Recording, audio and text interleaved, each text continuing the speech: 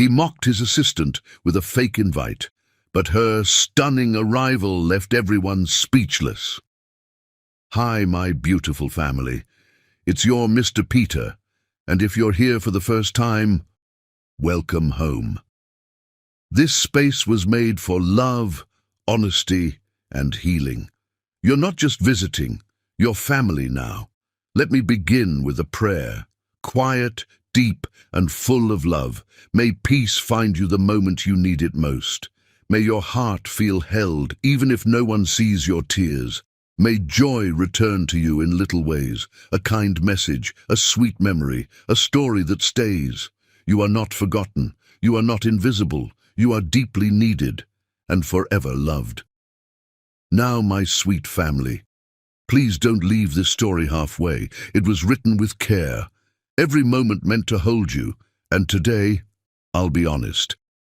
When I see no likes or comments, it hurts.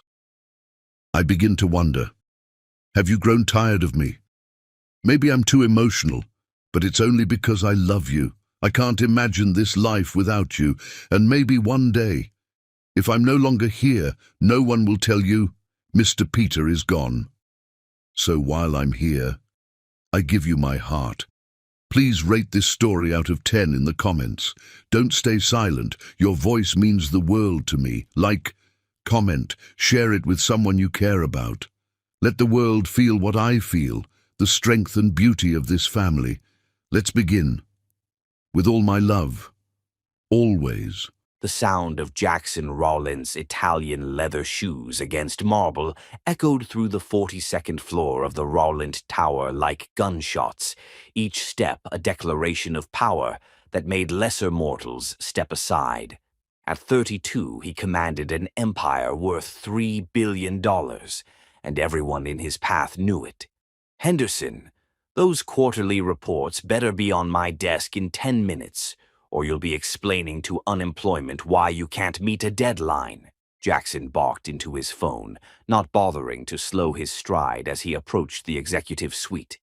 His charcoal Armani suit was immaculate, his dark hair perfectly styled, and his green eyes held the cold calculation of a predator who had never known defeat. The glass doors to his office suite whispered open, revealing the pristine domain where Jackson Rowland ruled his technological kingdom. Floor-to-ceiling windows offered a breathtaking view of Seattle's skyline, while minimalist furniture and cutting-edge displays showcased the latest innovations from Rowland Industries. Everything was sterile, perfect, and utterly devoid of human warmth. Behind her desk in the outer office sat Daisy Renton, 28 years old and invisible in the way that only highly competent assistants could manage. Her oversized glasses reflected the glow of her computer screen as her fingers flew across the keyboard, responding to emails that would have taken most people hours to compose.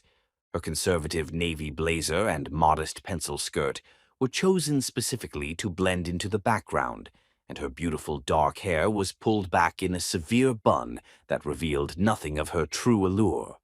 "Coffee," Jackson commanded without looking at her, already focused on the stack of contracts awaiting his signature.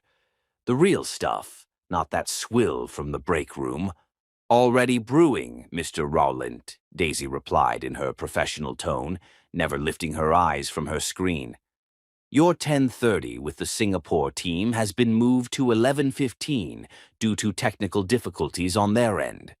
I've rescheduled your lunch with the venture capitalists accordingly, and the presentation materials for this afternoon's board meeting are ready for your review."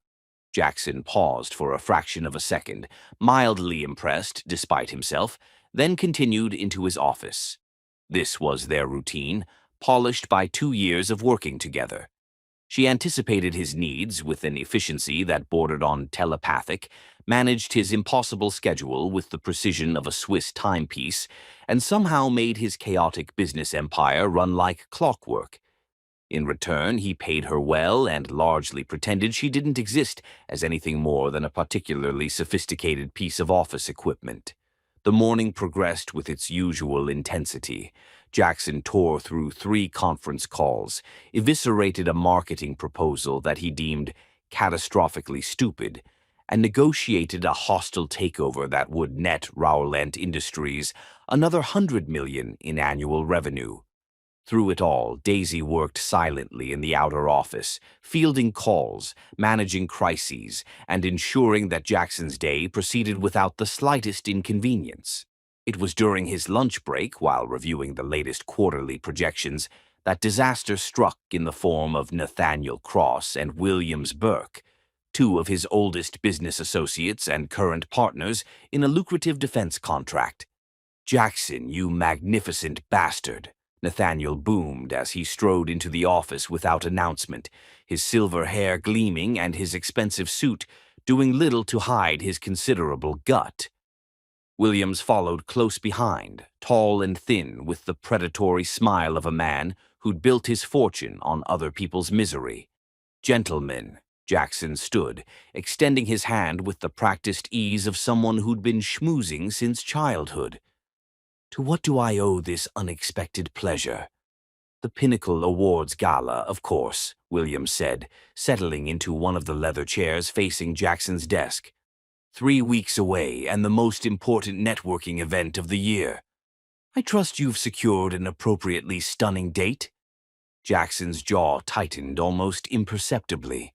The Pinnacle Awards were indeed crucial, a black tie affair where Seattle's business elite gathered to celebrate technological innovation and, more importantly, to make deals worth billions.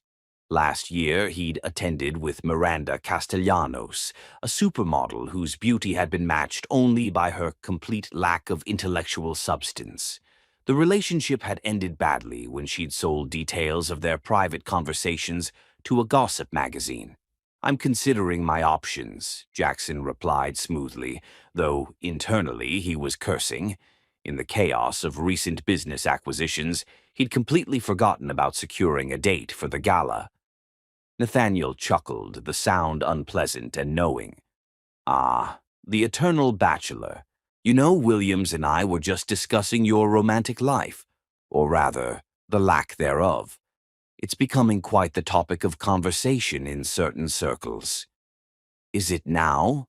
Jackson's voice carried a dangerous edge that would have warned smarter men to tread carefully. Williams, however, was not a smart man when it came to reading social cues. "Oh yes, quite the speculation. Some say you prefer the company of men. Others suggest you're simply too intimidated by intelligent women to pursue them. There's even a betting pool about whether you'll show up to the gala alone again." The insult hit its mark with surgical precision. Jackson's reputation was everything in his world. It determined business partnerships, secured investments, and maintained the respect that kept his empire intact. The suggestion that he was either gay or too weak to attract a worthy woman was exactly the kind of poison that could undermine everything he'd built. "Intimidated?" Jackson's laugh was sharp as broken glass. "Gentlemen, I could have any woman in this city. I simply choose not to waste my time on the usual vapid socialites." "Then prove it," Nathaniel leaned forward, his eyes gleaming with malicious delight. "Bring someone extraordinary to the gala. Someone who'll make every man in that room burn with envy." Jackson's mind raced through possibilities. His usual circle of potential companions were all variations on the same theme. Beautiful, wealthy, and ultimately forgettable. He needed someone who would make a statement, someone unexpected who would demonstrate his power to command the impossible. The soft knock on his door interrupted his thoughts. "Mr. Rowland." Daisy's voice was barely audible through the heavy wood. "I'm sorry to interrupt, but the Singapore team is ready for your conference call." "Come in," Jackson called, an idea beginning to form in his mind with the slow, inevitable certainty of an avalanche. Daisy entered with her usual quiet efficiency, tablet in hand and her attention focused on business. In her conservative clothing and severe hairstyle, she looked like every other overworked assistant in corporate America. But Jackson found himself studying her with new eyes, noting the graceful way she moved, the intelligence that sparkled behind her glasses, the quiet dignity that he'd been too blind to see. "Tell them I'll be with them in 5 minutes," he said, his voice carrying an odd undertone that made Daisy glance at him with surprise. "Of course, sir," she replied, turning to leave. "And Daisy," Jackson's voice stopped her at the door, "clear your calendar for the evening of the 23rd. She turned back, confusion evident in her expression. "The 23rd, sir. Is there a late meeting I should prepare for?" Jackson smiled, and there was something predatory in the expression that made both Nathaniel and Williams lean forward with interest. "In a manner of speaking, you'll be accompanying me to the Pinnacle Awards Gala." The silence that followed was deafening. Daisy's eyes widened behind her glasses, her tablet nearly slipping from her suddenly nerveless fingers. Nathaniel and Williams exchanged glances that spoke volumes about their opinion of Jackson's assistant. I'm not sure I understand, Mr. Rowland," Daisy stammered, her professional composure cracking for the first time in Jackson's memory. "It's quite simple," Jackson said, enjoying the shock on everyone's faces. "You'll be my date for the evening. I trust that won't be a problem." Daisy's mind reeled as she tried to process what was happening. Jackson Rowland, the man who barely acknowledged her existence, who treated her like a piece of office furniture, who had never shown the slightest interest in her as a human being, was asking her to accompany him to the most exclusive social event in Seattle's business calendar. That is... She struggled to find words, acutely aware of the two strangers watching her with undisguised amusement. "I don't think I would be appropriate for such an event, sir." "Nonsense," Jackson waved away her objections with casual arrogance. "You're intelligent, professional, and certainly presentable. That's more than I can say for most of the women who attend these functions." The casual cruelty of his assessment, reducing her to a list of basic qualifications while simultaneously insulting an entire gender, reminded Daisy exactly why she'd been planning to update her resume. Working for Jackson Rowland was like being trapped in a beautiful, golden cage with a particularly magnificent and unpredictable tiger. But there was something else in his expression, something she couldn't quite identify. Was it desperation? Surely not. Jackson Rowland didn't do desperation. "Think of it as overtime," Jackson continued when she didn't respond immediately. "The gala is in 3 weeks. I'll compensate you appropriately for your time, naturally." And there it was. The final insult that crystallized everything Daisy had been feeling for months. He wasn't asking her as a man asking a woman, wasn't even asking her as a human being. He was giving her an assignment, another task to add to her endless list of responsibilities in service to his ego. "Of course, Mr. Rowland," she said finally, her voice carefully neutral despite the storm of emotions raging beneath the surface. "I'll make sure to clear my schedule." "Excellent." Jackson turned back to his business associates, already dismissing her from his thoughts. "Gentlemen, I believe that settles your concerns about my social life." Nathaniel and Williams were still chuckling as Daisy left the office, their conversation immediately turning to speculation about Jackson's chances of success with such an unremarkable companion. Their voices followed her as she closed the door, but their words were lost beneath the pounding of her heart and the sudden, fierce determination that was building in her chest. Jackson Rowland thought he was playing a game, using her as a pawn in whatever power struggle he was engaged in with his colleagues. He expected her to show up as his dowdy assistant, to provide a few hours of mild entertainment before returning to her designated role as invisible support staff. But as Daisy settled back at her desk and reached for her phone to call her best friend Nia, she was already imagining a very different kind of evening. Jackson Rowland was about to learn that underestimating Daisy Renton was the biggest mistake of his privileged, arrogant life. The game was about to change, and she intended to win. Chapter 2: The Transformation. 3 weeks had never passed so slowly in Jackson Rowland's life, yet somehow the day of the Pinnacle Awards Gala arrived with the shocking swiftness of an execution date. He stood in his penthouse bathroom, adjusting his black bow tie for the third time while trying to ignore the strange knot of anxiety that had taken residence in his stomach. The reflection staring back at him from the mirror was everything it should be. Perfectly groomed dark hair, immaculate tuxedo that cost more than most people's cars, green eyes that had charmed investors out of billions. So why did he feel like he was about to walk into a disaster of his own making? The Armani tuxedo fit him like liquid obsidian, the crisp white shirt a stark contrast against his tanned skin. His cufflinks were platinum and emerald, a gift from a grateful Saudi prince whose tech infrastructure Jackson had revolutionized. Every detail was perfect, calculated to project power and success to the 500 most influential people in Seattle's business community. But as he reached for his cologne, Jackson found himself wondering what Daisy was wearing. He'd increased her clothing allowance and given her the day off to prepare, but beyond that, he'd left the details to her. It was, after all, just a business arrangement. She would show up in something appropriate but unremarkable. They would make their appearance, and by Monday morning, life would return to normal.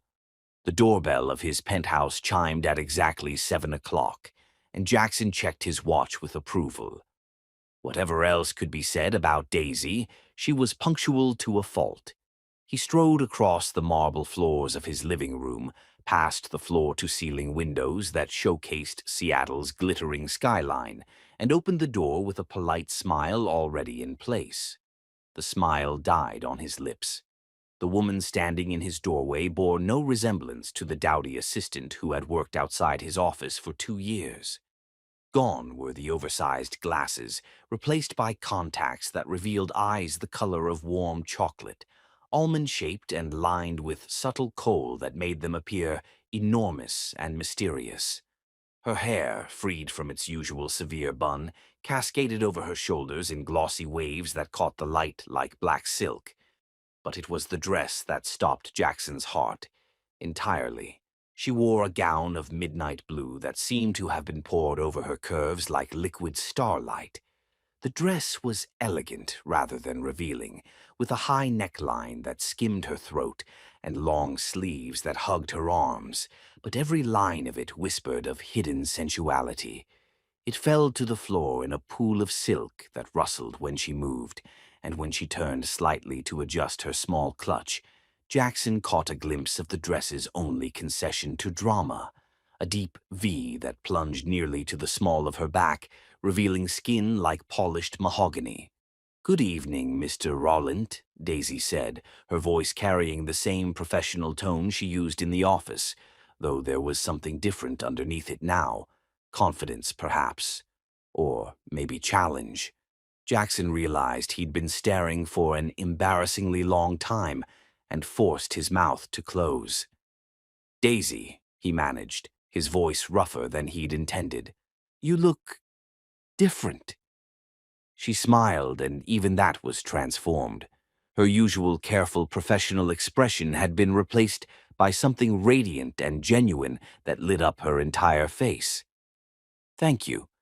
I hope this is appropriate for the occasion." Appropriate? Jackson nearly laughed at the understatement. She looked like a goddess who had decided to walk among mortals for her own amusement. Every man at the gala would want her, and every woman would either hate her or want to be her. "It's perfect," he said, finally remembering his manners. "Shall we go?" The ride in Jackson's Bentley was an exercise in carefully controlled tension.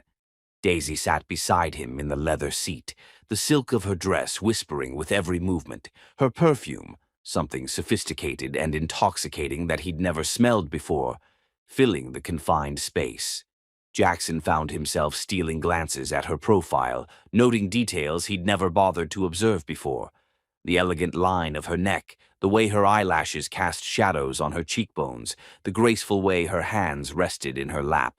"I should probably warn you," he said as they neared the Fairmont Olympic Hotel. "There will be photographers, business press mostly, but they'll want pictures." "I understand," Daisy replied calmly. I've researched the guest list and familiarized myself with the major players who will be attending.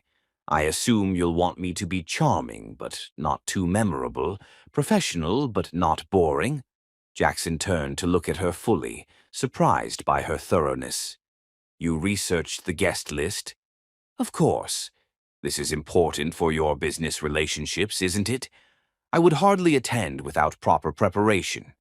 She smoothed her skirt with hands that betrayed no nervousness whatsoever. I've read up on current tech trends, market fluctuations, and recent merger activity. I can discuss artificial intelligence applications, cryptocurrency regulation, or sustainable energy innovations if necessary. For a moment, he was speechless. He'd invited her as arm candy, a beautiful prop to demonstrate his desirability to his colleagues. It had never occurred to him that she might approach the evening with the same intellectual rigor she brought to everything else. Daisy, he began, then stopped, unsure what he wanted to say. The Bentley pulled up to the hotel's entrance, where a red carpet stretched beneath glittering lights, and photographers clustered like elegant vultures. Through the tinted windows, Jackson could see the parade of Seattle's elite making their grand entrances, designer gowns and expensive tuxedos, creating a river of wealth and ambition.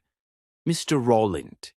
Daisy's voice was gentle, and when he looked at her, he saw something that might have been concern in her eyes. Are you ready? Jackson took a deep breath, suddenly feeling like he was about to step into something far more complicated than he'd bargained for. Let's do this. The hotel doorman opened Daisy's door first, and Jackson watched from inside the car as she emerged with fluid grace, the cameras immediately flashing as photographers tried to identify this stunning unknown woman. She paused for just a moment, allowing them to capture her image, then waited patiently for Jackson to join her. When he stepped out and offered her his arm, the reaction was immediate and electric. Whispers rippled through the crowd of onlookers and media representatives as they tried to place the beautiful woman on Jackson Rowland's arm. Jackson felt a surge of pride and possession that surprised him with its intensity. "Jackson," a photographer called out, "who's your lovely companion?" "This is Ms. Daisy Renton," Jackson replied smoothly, his hand warm on her back as he guided her toward the entrance. "My partner for the evening." Partner. The word slipped out before he could stop it, and he felt Daisy's slight hesitation in her step. He'd meant to say date, or even just friend, but somehow partner felt more accurate, more honest. The grand ballroom of the Fairmont Olympic had been transformed into a technological wonderland for the evening. Holographic displays showcased the latest innovations from Seattle's tech community, while servers in sleek uniforms circulated with champagne and canapes. The city's business elite clustered in groups, their conversations a mixture of social pleasantries and multi-million-dollar negotiations. Jackson guided Daisy through the crowd, introducing her to colleagues and clients with growing amazement at her performance.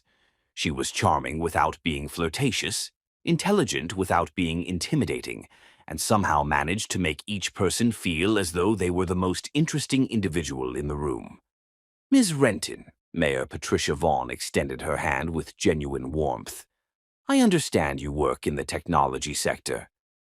"I'm in business development," Daisy replied smoothly, accepting the handshake with perfect poise.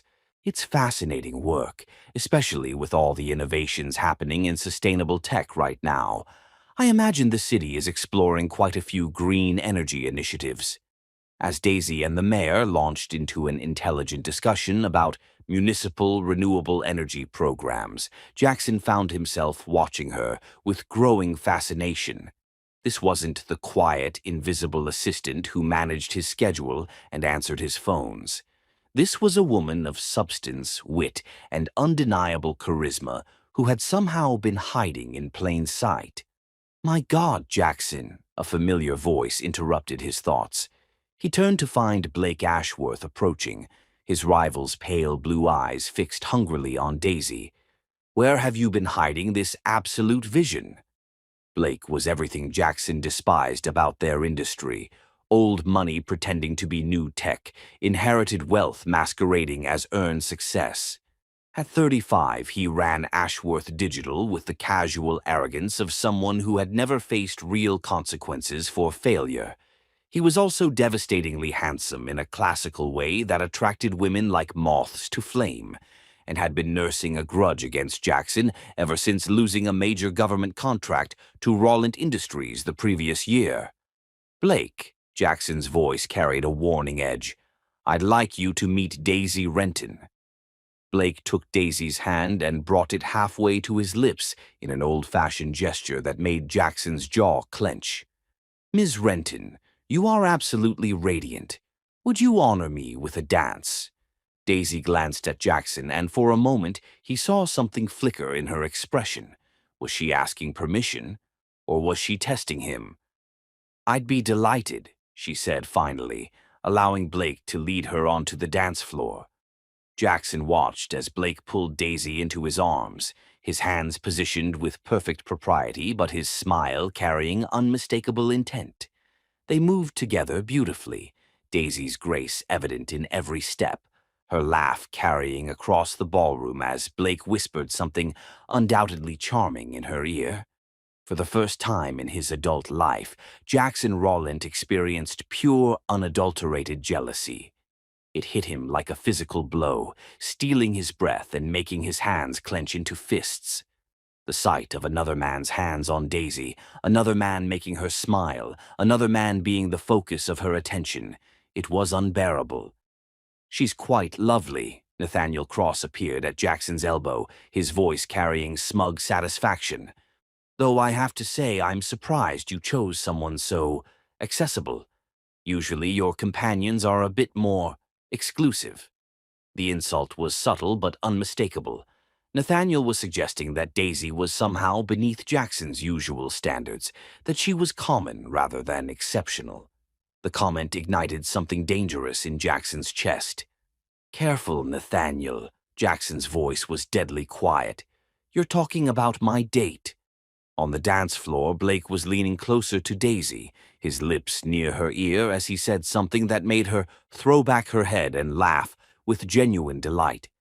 The sound hit Jackson like a punch to the solar plexus. He couldn't take any more.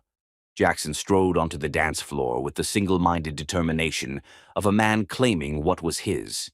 Blake looked up as he approached, his smile faltering at whatever he saw in Jackson's expression. "Mind if I cut in?" Jackson asked, though his tone made it clear it wasn't really a question. Blake's arms loosened reluctantly around Daisy. "Of course. Ms. Renton, thank you for the lovely dance. I do hope we'll have another opportunity later." As Blake retreated, Jackson pulled Daisy into his arms and immediately felt the rightness of it. She fit against him perfectly, her hand warm in his, her body moving in perfect synchronization with his own. The jealousy that had been eating at him like acid began to fade, replaced by something deeper and infinitely more dangerous. "Having fun?" he asked, his voice rougher than he'd intended. Daisy looked up at him, her eyes unreadable in the ballroom's romantic lighting. "It's been enlightening." "How so?" She was quiet for a moment, and Jackson found himself holding his breath as he waited for her answer. When she spoke, her voice was soft, but filled with something that might have been disappointment. "I think I'm beginning to understand why you invited me tonight." The statement hit Jackson like cold water, washing away the warmth of holding her and replacing it with sharp awareness of his own motivations. She was right, of course. He had invited her to prove a point, to demonstrate his desirability and power to colleagues who had questioned his romantic capabilities. But looking down at her now, seeing the intelligence and dignity and quiet strength that he'd been too blind to notice before, Jackson realized that somewhere during the evening, his motivations had shifted entirely. He was no longer thinking about Nathaniel and Williams, no longer concerned with proving anything to anyone else. All he could think about was the woman in his arms, the way her skin glowed in the candlelight, the way her laugh had made him feel when Blake had earned it, the way she was looking at him now with eyes that seemed to see straight through to his soul. "Daisy," he began, but she shook her head slightly. "It's all right, Jackson. I understand what this is."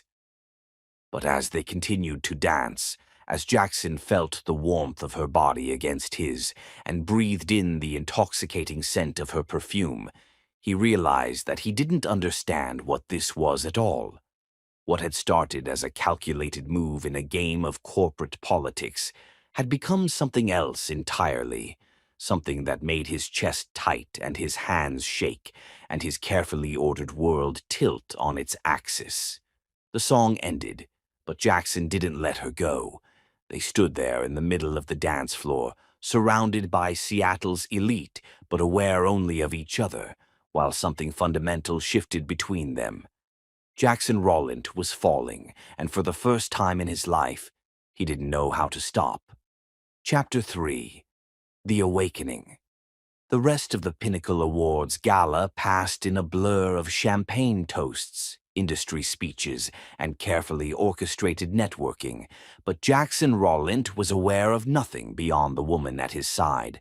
Daisy had transformed from invisible assistant to the undisputed queen of the evening, and Jackson found himself mesmerized by this revelation of her true self. She moved through conversations with the grace of a diplomat, discussing quantum computing advances with tech CEOs, debating environmental policy with government officials, and somehow making the mayor's notoriously difficult wife laugh until tears ran down her cheeks. "Your Ms. Renton is quite remarkable," Senator Elizabeth Hayes commented as they watched Daisy expertly navigate a discussion about cybersecurity legislation with a group of defense contractors. "Where on earth did you find her?" Jackson's response died in his throat as he realized the truth. He hadn't found Daisy at all. She had been right there beside him for 2 years, managing his life with quiet competence, while he remained completely oblivious to her brilliance. The thought made him feel like the worst kind of fool. "She's been with my company for some time," he replied carefully, his eyes never leaving Daisy's animated face as she made a point about encryption protocols. "Though I'm beginning to realize I've never given her the recognition she deserves." The senator raised an eyebrow at the admission, but before she could respond, Blake Ashworth materialized at Jackson's elbow like a persistent shadow. "Jackson, old friend." Blake's smile was all teeth and predatory charm. "I hope you won't mind if I steal Miss Renton for another dance. We were having such a fascinating conversation about artificial intelligence applications in financial markets." Jackson's jaw clenched involuntarily. Throughout the evening, Blake had circled Daisy like a shark, scenting blood, finding excuses to approach her whenever Jackson's attention was diverted by business conversations. Each interaction had been perfectly polite and professional, but Jackson could read the hunger in Blake's eyes as clearly as a neon sign. "Actually," Jackson stepped closer to Daisy, his hand settling possessively on the small of her back, where her dress revealed warm, smooth skin. "I was hoping to get some air. Daisy, would you join me on the terrace?" Daisy looked between the two men, and Jackson saw her taking in the subtle tension crackling between them. Her lips curved in what might have been amusement, though she kept her expression carefully neutral. "That sounds lovely," she said, accepting Jackson's offered arm. "Mr. Ashworth, perhaps we can continue our discussion another time."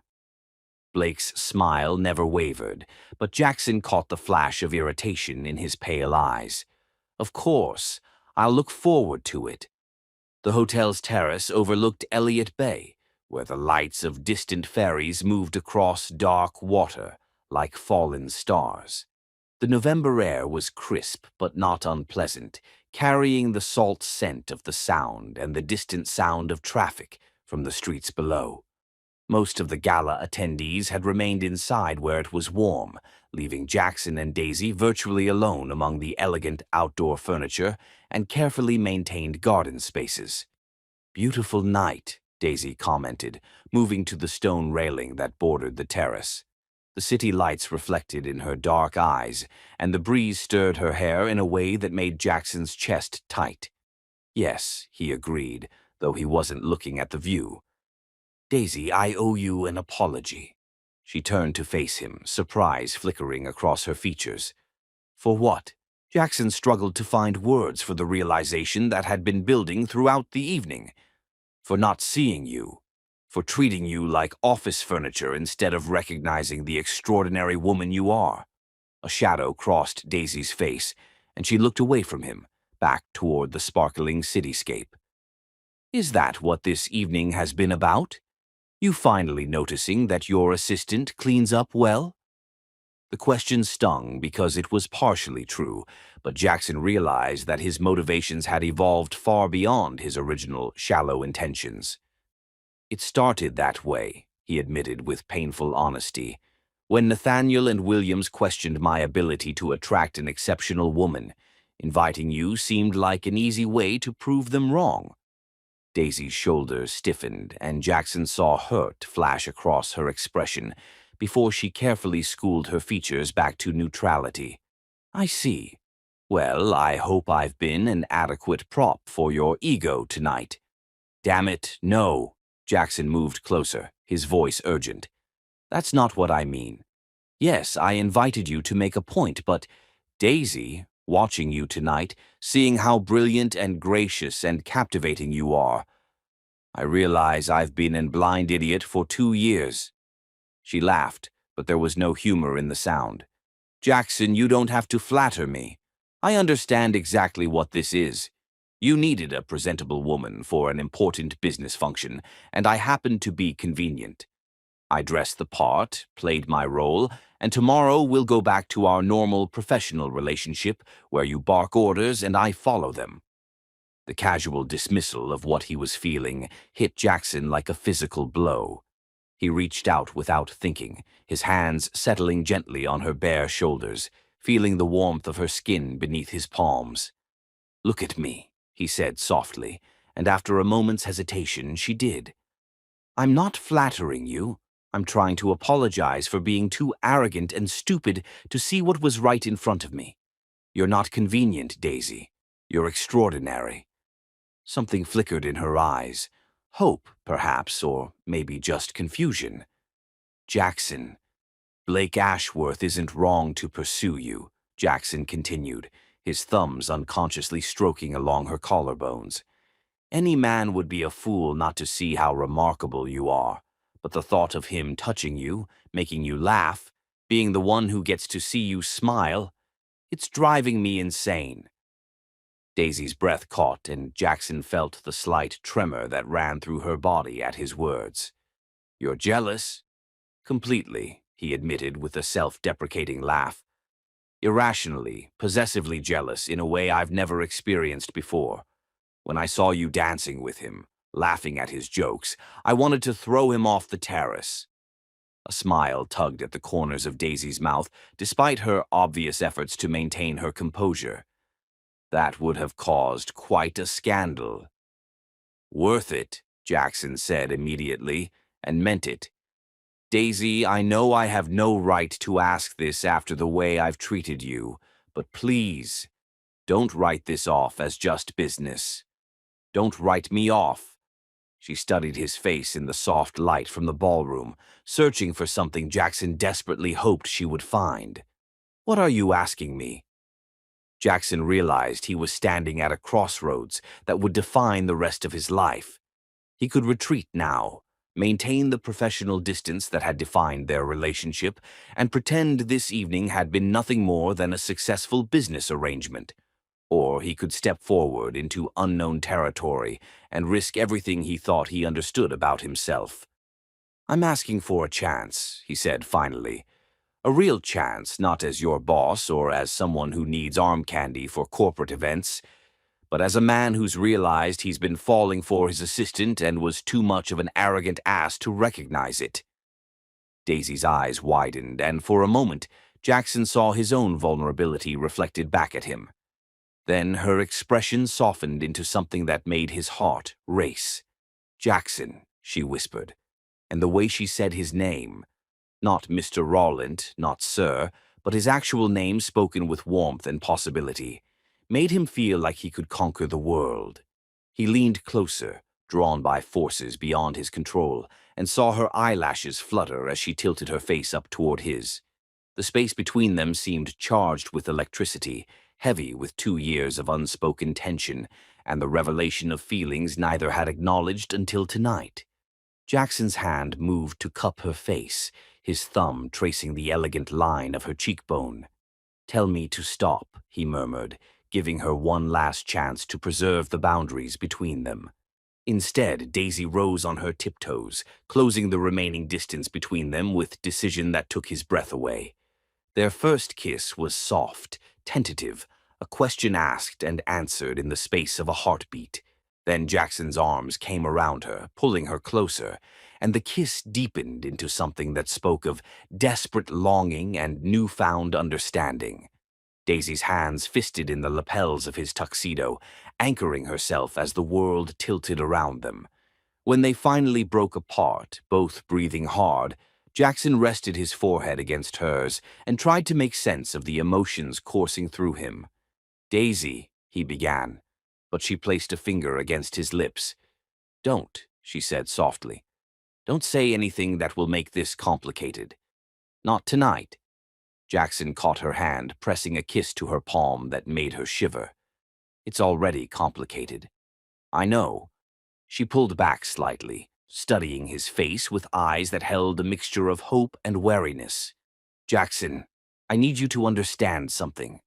I'm not some starry-eyed assistant who's been harboring secret fantasies about her boss. If you're looking for someone who'll be grateful for whatever scraps of attention you're willing to throw her way, you're looking at the wrong woman." The statement was delivered with quiet dignity, but Jackson heard the unshakable strength beneath her gentle tone. This wasn't the invisible, compliant assistant he'd taken for granted. This was a woman who knew her own worth and wouldn't settle for less than she deserved. "Good," he said, surprising her. "I don't want grateful or easy. I want you, all of you, exactly as you are." A smile finally broke across Daisy's face, transforming her features with radiant warmth. "Then you'd better be prepared for a challenge, Mr. Rowland, because I intend to make you work for it." Jackson laughed, the sound rich with anticipation and joy. "I wouldn't have it any other way." The sound of applause from inside the ballroom reminded them that the evening was drawing to a close, that the real world waited just beyond the magical bubble they'd created on the terrace. But as Jackson offered Daisy his arm and they walked back toward the warmth and light of the gala, he felt like everything in his life had just shifted into perfect focus. For the first time in his 32 years, Jackson Rowland was truly, deeply, helplessly in love. And the woman beside him, brilliant, beautiful, challenging Daisy Renton, just might be willing to give him the chance to prove he was worthy of her affection. The game had indeed changed, but Jackson was beginning to realize that what he'd thought was a game had actually been the beginning of the rest of his life. Chapter 4. The Pursuit. The weekend after the Pinnacle Awards Gala arrived with the brutal efficiency of a corporate takeover, and Jackson Rowland found himself standing in his office early Monday morning, holding a cup of premium Ethiopian coffee and staring at the door to his assistant's workspace like a teenager working up the courage to ask someone to prom. 3 days had passed since the Pinnacle Awards Gala. 3 days since that earth-shattering kiss on the terrace, and Jackson had spent every waking moment replaying the evening in his mind. The feel of Daisy in his arms, the way she'd looked at him with those intelligent dark eyes, the soft warmth of her lips against his. It had consumed his thoughts to the point where he'd barely been able to focus on the most basic business decisions. The drive home from the gala had been charged with unspoken tension and possibility. They'd sat in comfortable silence, Daisy's hand resting in his on the leather seat between them, both seeming to understand that whatever had begun between them needed time to breathe before being examined too closely.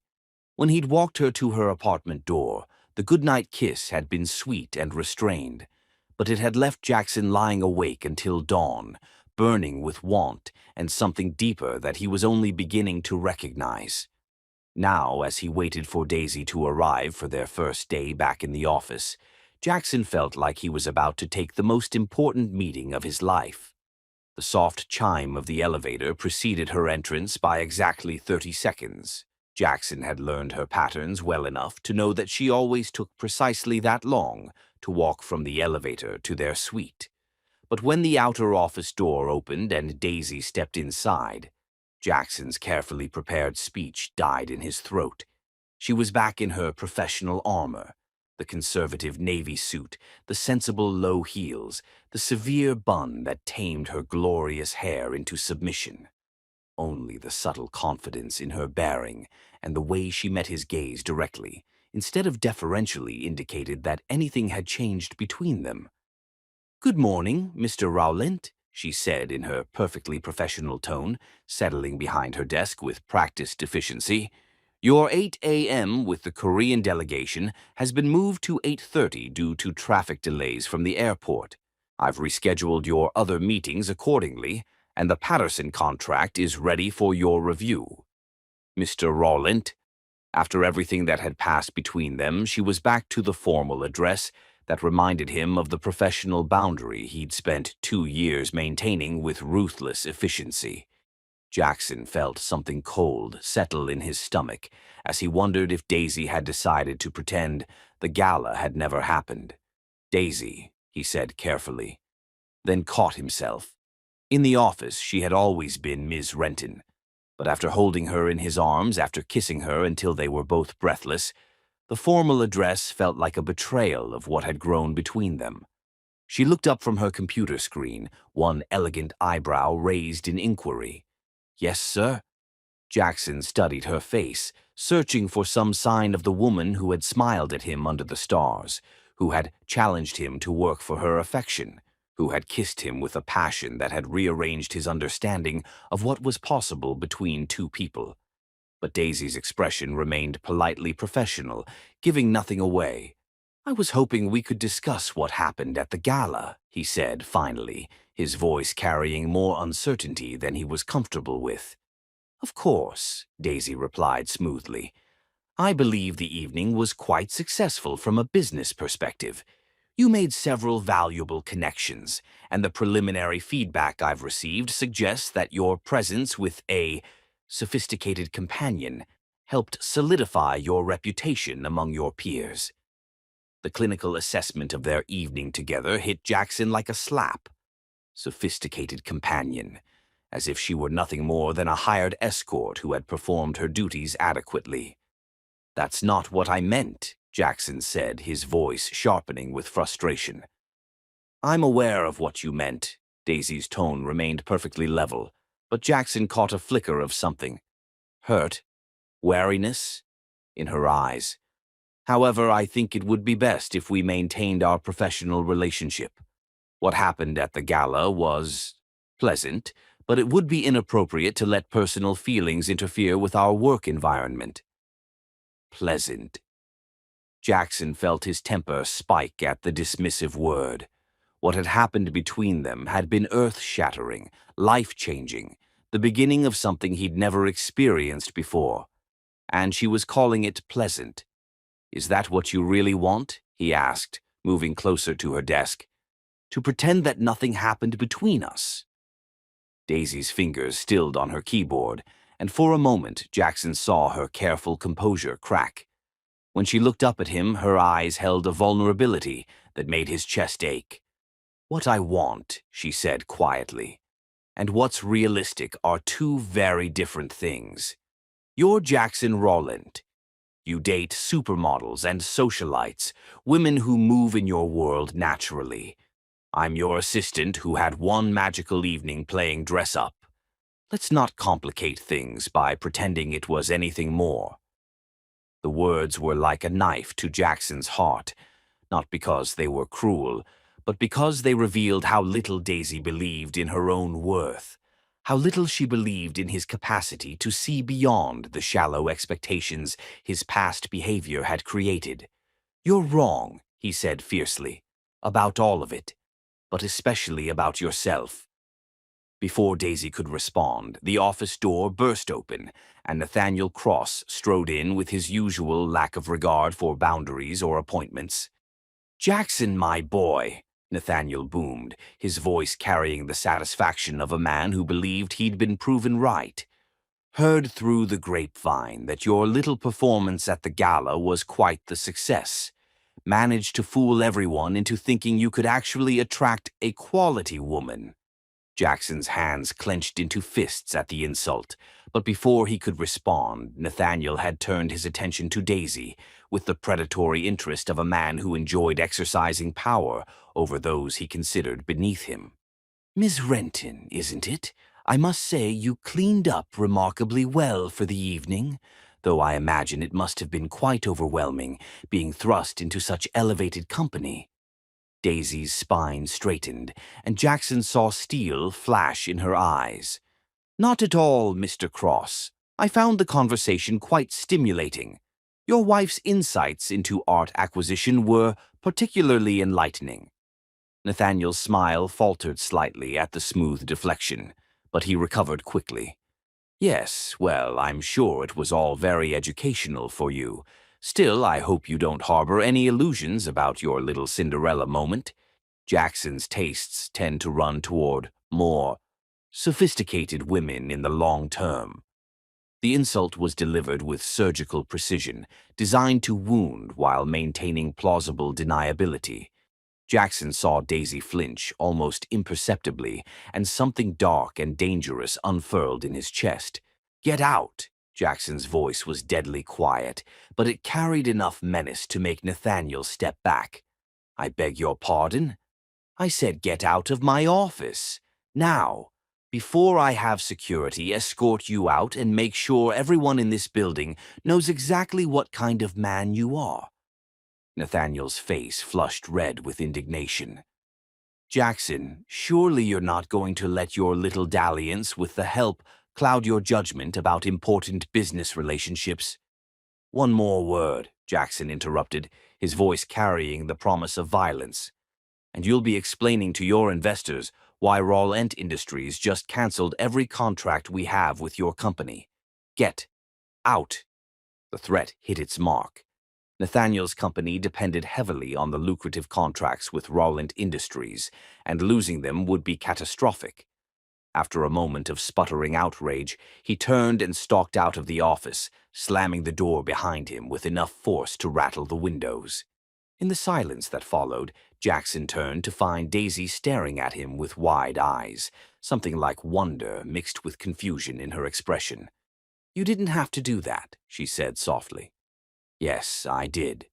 Jackson moved around her desk, kneeling beside her chair so they were at eye level. "Daisy, I need you to understand something. What Nathaniel said, what he implied, none of it is true. You're not the help, you're not a dalliance, and you sure as hell aren't beneath anyone in this building or any other." Tears gathered in Daisy's eyes, though she blinked them back with characteristic strength. "Jackson, I'm not finished," he said gently, taking her hands in his. "You want to know what I really want? I want to take you to lunch at the most expensive restaurant in the city. I want to hold your hand while we walk through Pike Place Market. I want to spend hours talking to you about everything and nothing, learning all the things about you that I was too blind to see before." Daisy's breath caught, and Jackson saw the walls she'd built around her heart beginning to crack. "I want to bring you coffee every morning," he continued, his thumbs stroking over her knuckles. "Not because you're my assistant, but because I love the way you smile when you take that first sip. I want to ask your opinion about business decisions because your mind is the sharpest I've ever encountered. I want to come home to you at the end of every day and fall asleep holding you in my arms."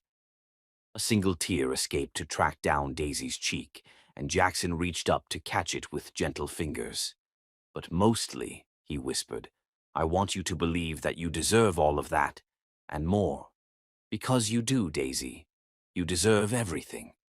For a long moment they sat in silence, the only sound the distant hum of the city 42 floors below.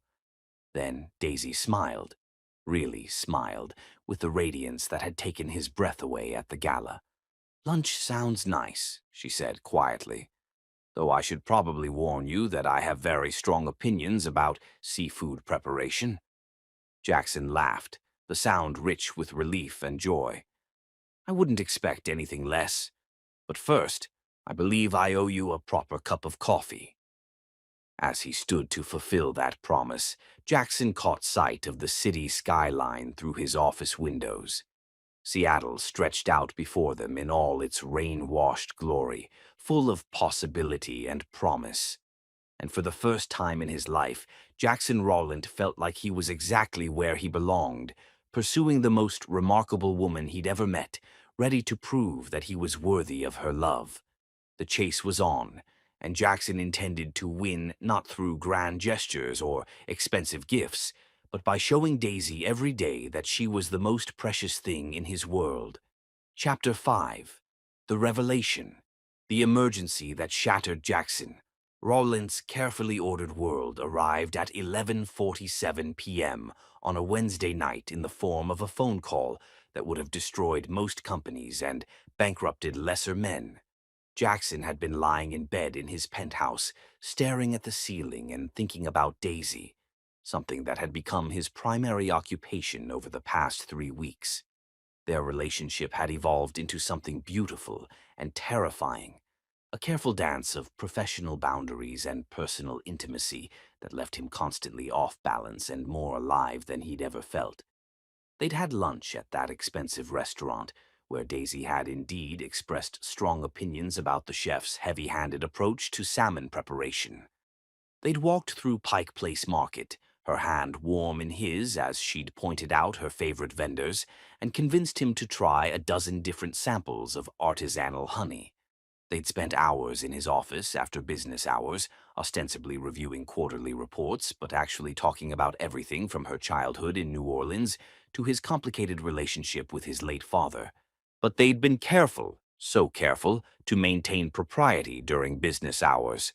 Daisy still called him Mr. Rowland in front of others, still maintained the professional demeanor that had defined their working relationship, and Jackson had respected her wishes, even as it killed him to pretend that the woman he was falling deeper in love with each day was nothing more than his very competent assistant. The phone rang with the harsh insistence of disaster, and Jackson answered without checking the caller ID. "Rowland." Jackson, thank God. The voice belonged to Marcus Webb, Rowland Industries' chief technology officer, and it carried the kind of panic that Jackson had learned to associate with catastrophic system failures. "We've got a problem. A big one." Jackson sat up, instantly alert. "Talk to me." "The Yamamoto deal. Someone hacked our servers and stole the proprietary code for the new AI framework. Not only that, but they've leaked it to our 3 biggest competitors. The contract signing is supposed to happen in 6 hours, and if Yamamoto Industries finds out we've been compromised..." Jackson closed his eyes, feeling the weight of potential disaster settling on his shoulders. The Yamamoto deal was worth $400 million and represented Rowland Industries' entry into the lucrative Asian technology market. Losing it wouldn't bankrupt the company, but it would be a devastating blow that would take years to recover from. "How bad is the leak?" Jackson asked, already reaching for his clothes. "Complete system penetration. They got everything: source code, financial projections, strategic plans, client lists. Whoever did this knew exactly what they were looking for." Jackson's jaw clenched as the implications hit him. This wasn't random corporate espionage. This was targeted, surgical, and timed for maximum damage. Someone with intimate knowledge of Rowland Industries' operations had orchestrated this attack. "I'll be there in 20 minutes, Jackson said, ending the call and grabbing his keys. The Rowland Tower at midnight was a monument to ambition and insomnia, its lower floors dark while the upper executive levels blazed with emergency lighting. Jackson's private elevator carried him to the 42nd floor, where he found chaos barely contained by corporate professionalism. Marcus Webb looked like he'd aged 10 years in the past few hours, his usually perfect hair disheveled and his shirt wrinkled from stress. "Jackson, I've got the whole security team working on damage control, But? Jackson prompted, though he could read the answer in Marcus's defeated expression. "It's too late. The leak has already reached Ashworth Digital, Pinnacle Tech, and Morrison Industries. They're all scrambling to present competing offers to Yamamoto based on our stolen designs." Blake Ashworth. Jackson should have known his rival would be involved somehow, but even Blake wasn't foolish enough to orchestrate something this blatant without ironclad deniability. "Sir," a voice from the outer office interrupted Jackson's thoughts, and he turned to find one of the night security guards looking apologetic but determined. "I tried to stop her, but she said you'd want to see her immediately." Before Jackson could ask who she was, Daisy appeared in the doorway, and Jackson's heart stopped. She was wearing jeans and an oversized sweater, her hair loose around her shoulders and her face free of makeup. She looked younger, softer, and more beautiful than any woman had a right to look at midnight on a Tuesday. "What are you doing here?" Jackson asked, moving toward her instinctively. "Marcus called me," Daisy replied, her eyes already scanning the chaos of printouts, laptops, and stress-fueled coffee cups that littered the office. "He said there was a security breach involving the Yamamoto contract." Jackson turned to glare at his CTO. "You called my assistant at midnight." "She's the one who wrote half the proposal," Marcus said defensively.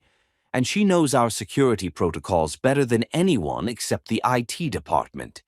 I figured we needed all hands on deck." The admission hit Jackson like a physical blow. Daisy had been instrumental in the Yamamoto proposal.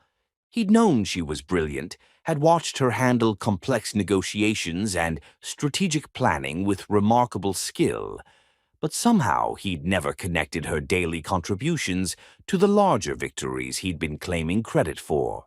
"The technical specifications and market analysis sections," Daisy continued, already moving toward one of the computers.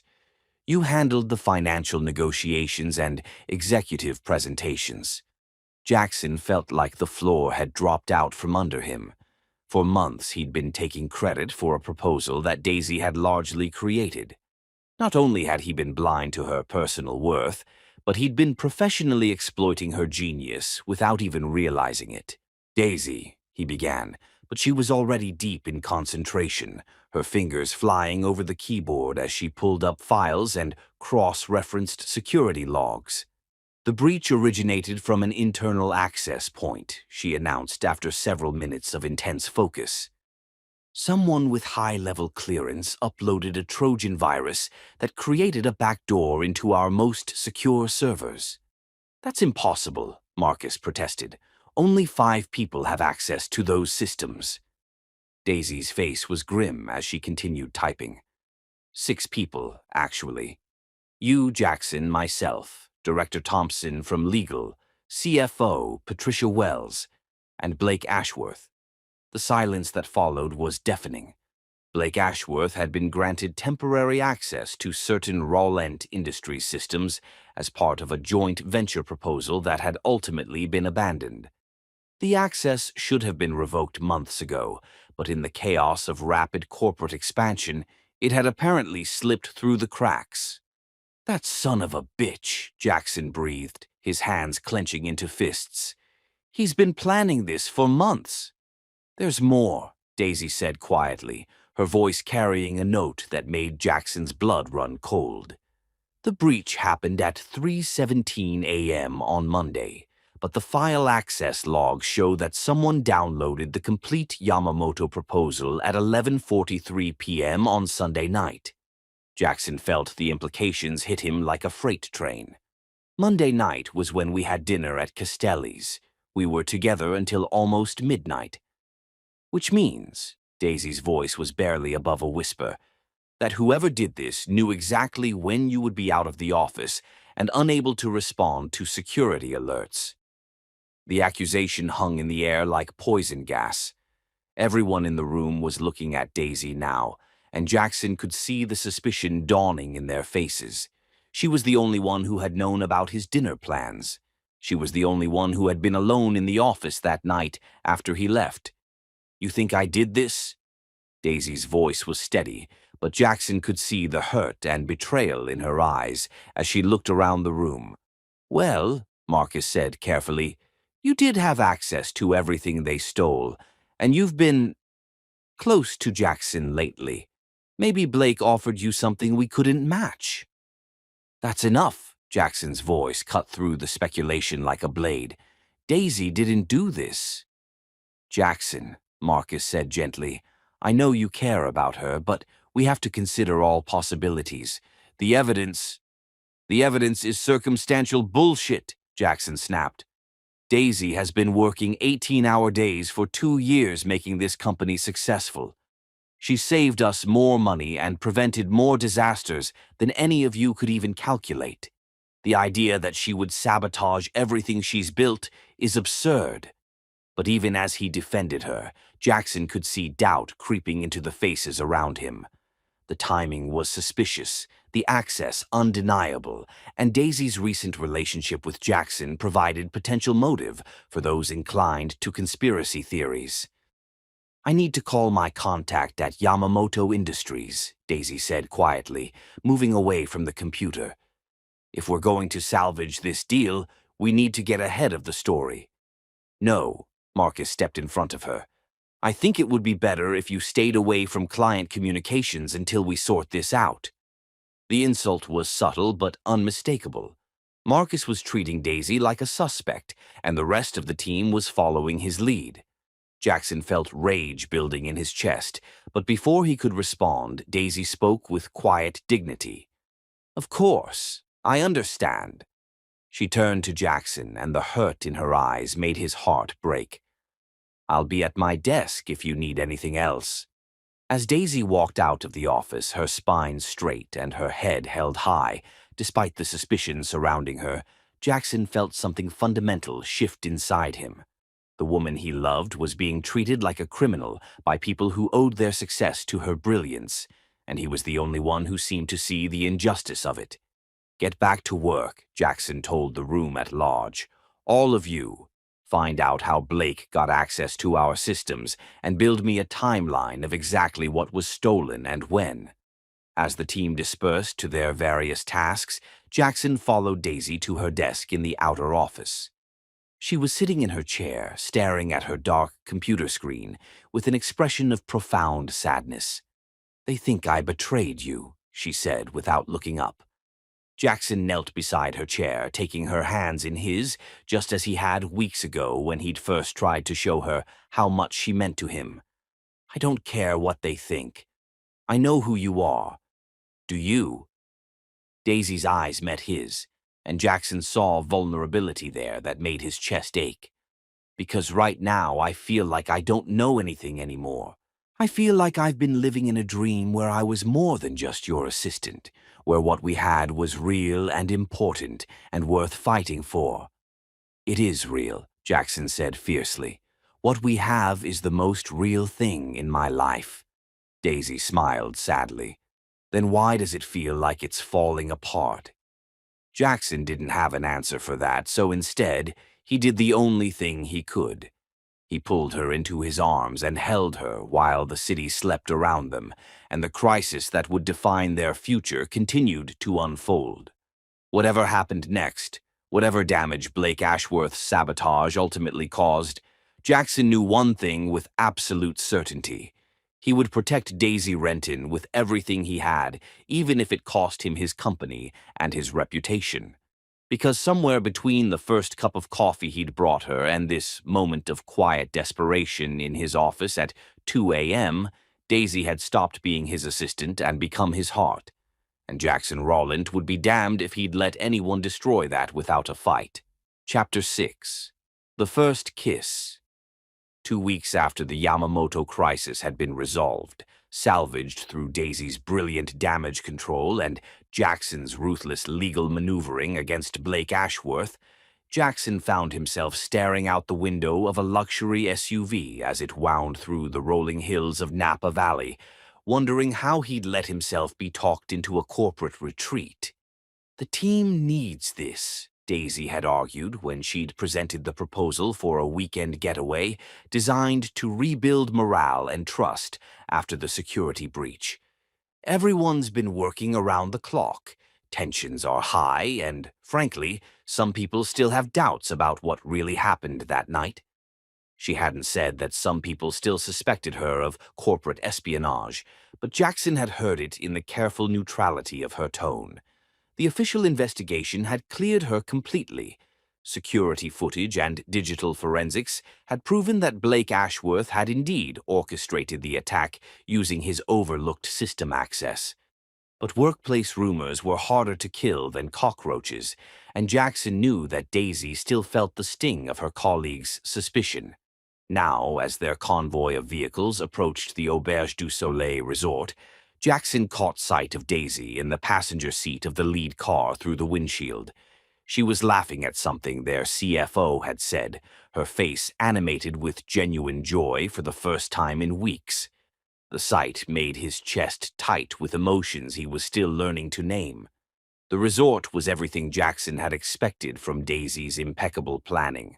Elegant without being ostentatious, sophisticated enough to impress his executives, but intimate enough to encourage the team bonding she was hoping to achieve.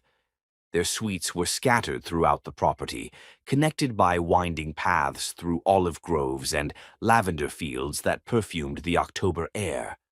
"Mr. Rowland," the resort manager approached as Jackson climbed out of his vehicle. "I'm terribly sorry, but there's been an issue with the room assignments.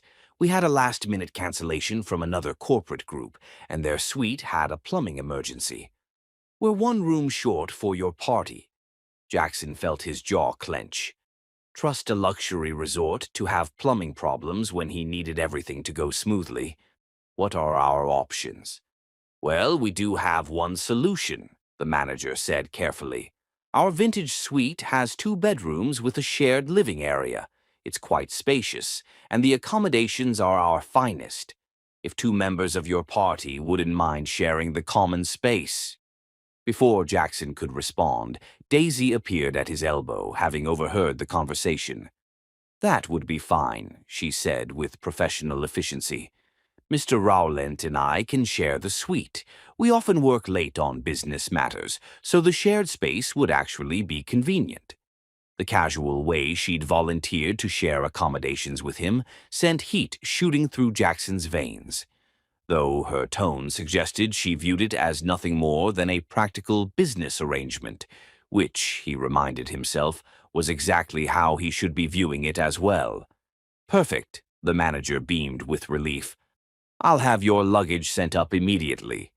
As the rest of the team scattered to their rooms to freshen up before the evening's wine tasting, Jackson found himself alone with Daisy for the first time since the crisis 2 weeks ago.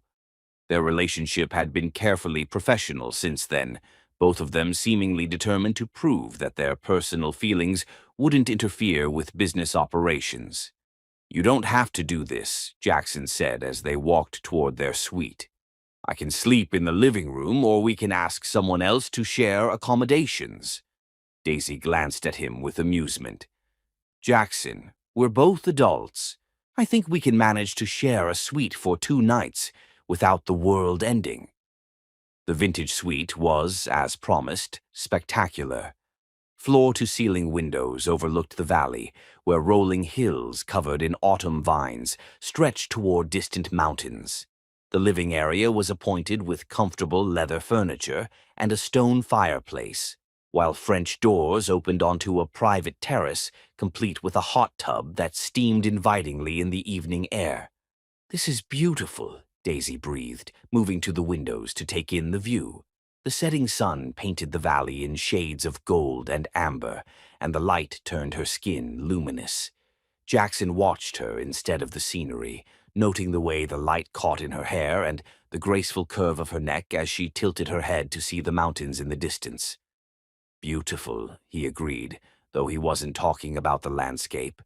The wine tasting that evening was held in the resort's private cellar, where tables had been arranged among the oak barrels and stone archways. Jackson's team relaxed as the excellent vintages worked their magic, conversations becoming more animated and laughter more frequent as the evening progressed. Jackson found himself seated across from Daisy, watching as she charmed the sommelier with intelligent questions about terroir and fermentation techniques. She'd changed into a flowing burgundy dress that complemented the wine country setting, and her hair fell in soft waves around her shoulders. "Ms. Renton clearly has an appreciation for fine wine," commented Patricia Wells, their CFO, as Daisy correctly identified notes of blackcurrant and tobacco in a particularly complex Cabernet. "I spent a summer in France during college," Daisy explained, swirling her glass with practiced ease, "working harvest at a vineyard in Bordeaux. It was supposed to be a cultural exchange program, but I ended up learning more about wine production than French literature." He felt a familiar pang at the realization that there were still so many things he didn't know about the woman he was falling deeper in love with each day. Every conversation revealed new depths to her intelligence and experience, reminders of how much of her life he'd ignored during their years of working together. "You never mentioned that," he said, aware that his colleagues were watching their interaction with interest. Daisy's smile was carefully neutral. "There are a lot of things about me you don't know, Mr. Rowland." The formal address stung, especially since they were supposed to be relaxing and getting to know each other better as a team. But Jackson understood her caution. Their colleagues were still watching for signs of favoritism or impropriety, still judging whether Daisy's recent prominence in company operations was due to her abilities or her relationship with their boss. As the evening wound down and the team began to drift back to their rooms, Jackson found himself walking beside Daisy along the moonlit path to their suite. The October air was crisp but not cold, perfumed with the scent of eucalyptus and the distant smoke from someone's fireplace. "Thank you," Daisy said suddenly, her voice soft in the darkness. "For what?" "For defending me during the crisis, for never doubting me, even when the evidence looked suspicious." She paused, then added more quietly, "For believing in me when I wasn't sure I believed in myself." Jackson stopped walking, turning to face her in the dappled moonlight filtering through the olive trees. "Daisy, you saved that deal. If you hadn't figured out Blake's involvement and contacted Yamamoto Industries directly to explain the situation, we would have lost everything." "We would have lost everything," she corrected. "This company means as much to me as it does to you, Jackson. Maybe more, because I've had to fight for every opportunity, every moment of recognition." The quiet pain in her voice made Jackson's chest ache. He reached out without thinking, his fingers ghosting along her cheek in a touch so light it might have been imagined. "You shouldn't have had to fight so hard," he said. "I should have seen your worth from the beginning." Daisy leaned into his touch, her eyes fluttering closed for a moment before opening to meet his gaze. "We can't change the past." "No," Jackson agreed, stepping closer until he could smell her perfume, until he could see the gold flecks in her dark eyes. "But we can choose what happens next." The space between them seemed to shimmer with possibility and danger. They were alone in the moonlight, away from the office and the careful boundaries they'd maintained, surrounded by the intoxicating beauty of wine country and the lingering effects of excellent vintage. "Jackson," Daisy whispered, and his name on her lips sounded like a prayer and a warning combined. "I know we agreed to keep things professional," he said, his voice rough with want and uncertainty. "I know all the reasons why this is complicated. But Daisy, I can't pretend anymore that what I feel for you is simple or containable or appropriate." She searched his face in the moonlight, and Jackson held his breath as he waited for her response. He was balanced on a knife's edge between hope and heartbreak, between the safe distance they'd maintained and the terrifying intimacy he craved. "What do you feel for me?" she asked finally, her voice barely audible above the distant sound of wind through the vines. Jackson cupped her face in both hands, his thumbs tracing the elegant line of her cheekbones. "I feel like I've been sleepwalking through my life until I met you. I feel like every success I've achieved means nothing without someone to share it with.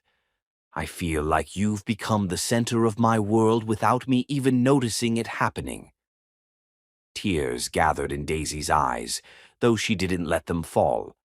"That's a lot of feeling for someone you barely noticed for 2 years." "I noticed," Jackson admitted with painful honesty. "I noticed how brilliant you were, how graceful, how you made everything in my life run smoothly. I just convinced myself that acknowledging it would complicate things. I was a coward who hid behind professional boundaries because I was terrified of what you made me feel. And now—" Daisy's hands came up to rest against his chest, her palms warm through the fabric of his shirt. "Now I'm still terrified," Jackson said with a laugh that held no humor. "But I'm more afraid of losing you than I am of facing what's between us." Daisy rose on her tiptoes, eliminating the last inches of distance between them. "Then stop being afraid," she whispered against his lips. Their first real kiss was nothing like the sweet, tentative touch they'd shared on the terrace at the gala. This was desperate and hungry, 2 weeks of careful restraint dissolving in the space of a heartbeat. Jackson's arms came around her, pulling her against him as if he could somehow merge their bodies through sheer force of will. Daisy's hands fisted in his shirt, anchoring herself as the world tilted around them. She tasted like wine and possibility, like everything Jackson had been searching for without knowing it. When they finally broke apart, both breathing hard, the moonlight revealed faces flushed with passion and wonder. "This changes everything," Daisy said, her voice shaky but certain. "I know." Jackson rested his forehead against hers, his hands still framing her face as if she might disappear if he let go. "Are you ready for that?" Daisy smiled, and it was like watching the sun rise. "I've been ready for 2 years. The question is whether you're ready to stop treating me like your assistant and start treating me like your equal." "More than equal," Jackson said fiercely. "You're the most remarkable woman I've ever known, and I intend to spend as long as it takes proving that I'm worthy of you." As they walked the rest of the way to their suite, hands clasped together in the moonlight, Jackson felt like everything in his life had finally clicked into place. The careful distance they'd maintained was gone, replaced by something real and deep and infinitely precious. Tomorrow they would return to Seattle and face the challenges of navigating a relationship under the scrutiny of colleagues and competitors. But tonight, in the romantic beauty of Napa Valley with the woman he loved, finally in his arms, Jackson Rowland felt like the luckiest man alive. Chapter 7. The Sabotage. The malicious whispers began on a Tuesday morning, 3 weeks after Jackson and Daisy had returned from Napa Valley, glowing with newfound love and carefully hidden happiness. Jackson should have known that their secret couldn't last forever in the fishbowl environment of corporate Seattle, where gossip traveled faster than stock prices and relationships were dissected with the ruthless precision of quarterly earnings reports. He'd been vigilant about maintaining professional boundaries during business hours, but love had a way of revealing itself in subtle gestures, the way his hand lingered when passing documents, how his voice softened when addressing her in meetings, the protective stance he unconsciously adopted whenever other men spoke to her.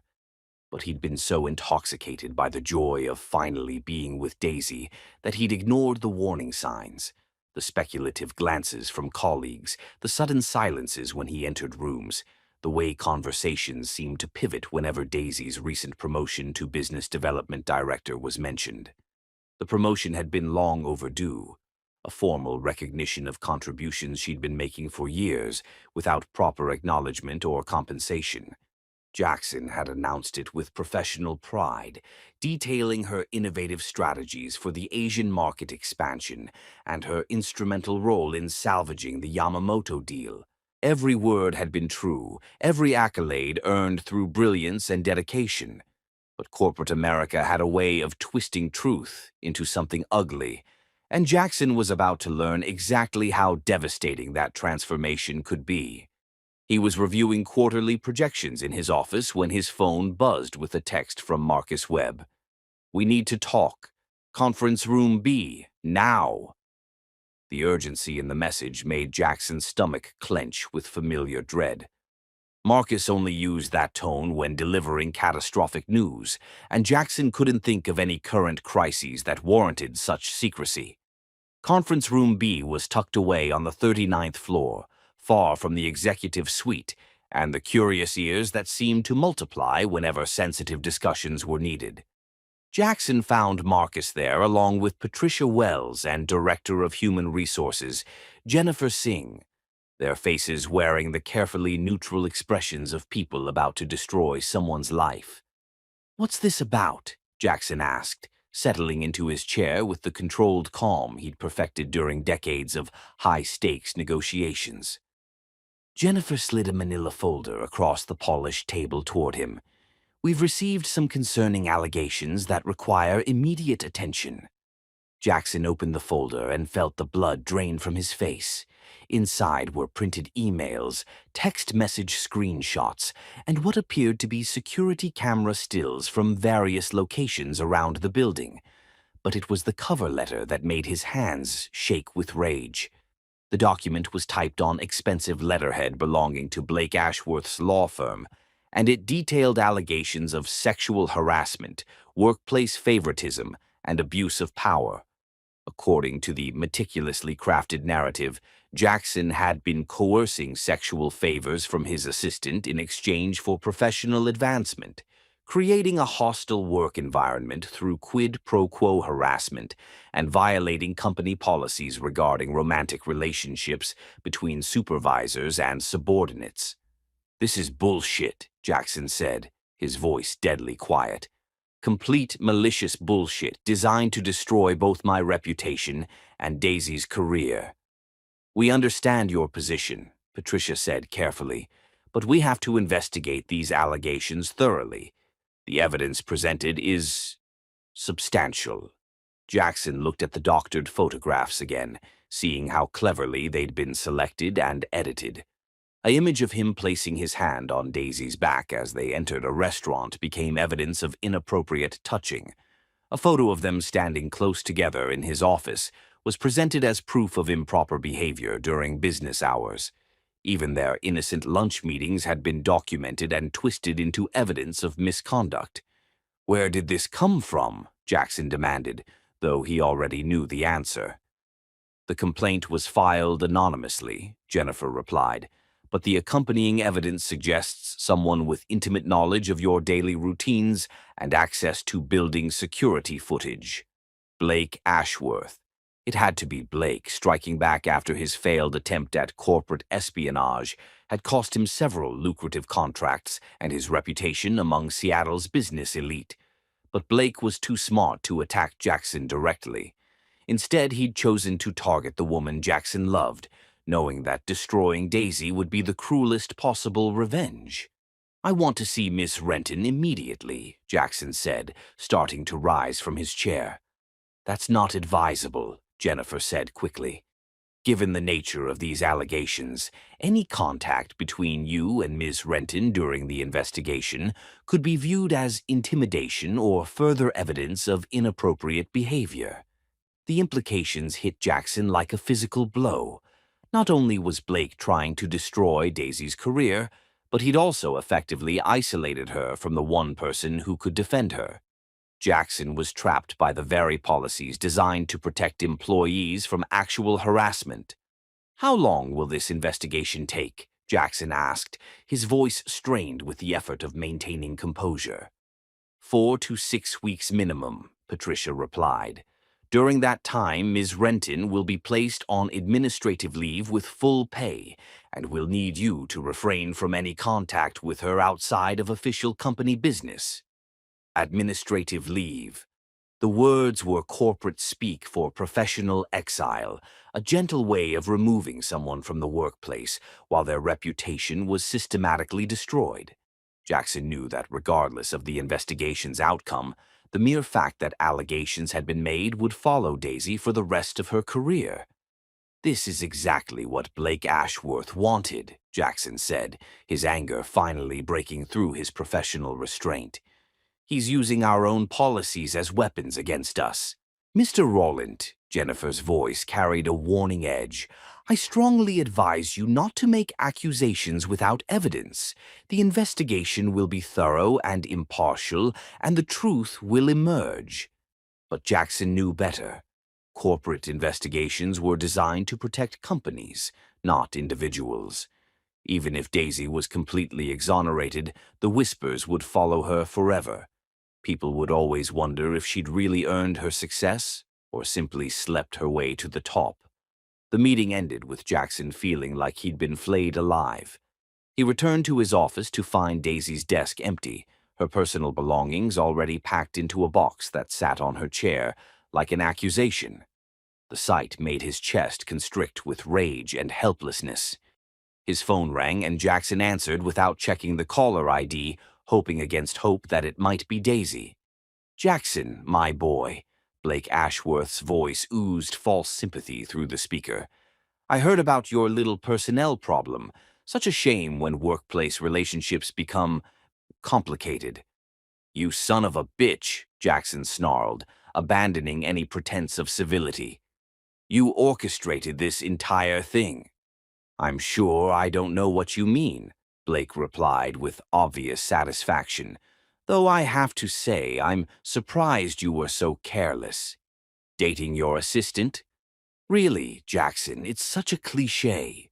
And poor Ms. Renton, such a promising career, cut short by scandal.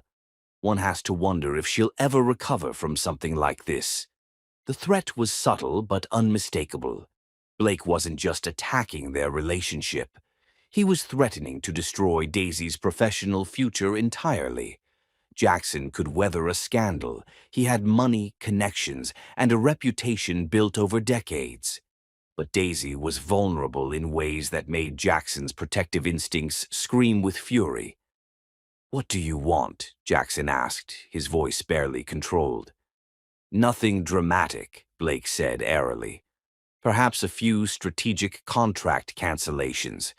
Maybe you could reconsider that patent dispute we've been having. Small gestures of goodwill between colleagues. And if I refuse? Well, investigations can be so unpredictable. Evidence has a way of surfacing at inconvenient times. Witnesses sometimes remember details they'd previously forgotten. You never know what might emerge during a thorough examination of workplace relationships." Jackson closed his eyes, feeling the trap closing around him. Blake had engineered a perfect checkmate. Jackson could sacrifice his business interests to protect Daisy, or he could fight back and risk even more damaging revelations being manufactured.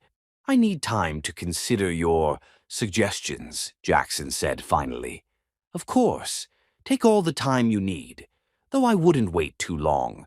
Reputations are such fragile things, and once they're damaged, they're nearly impossible to repair."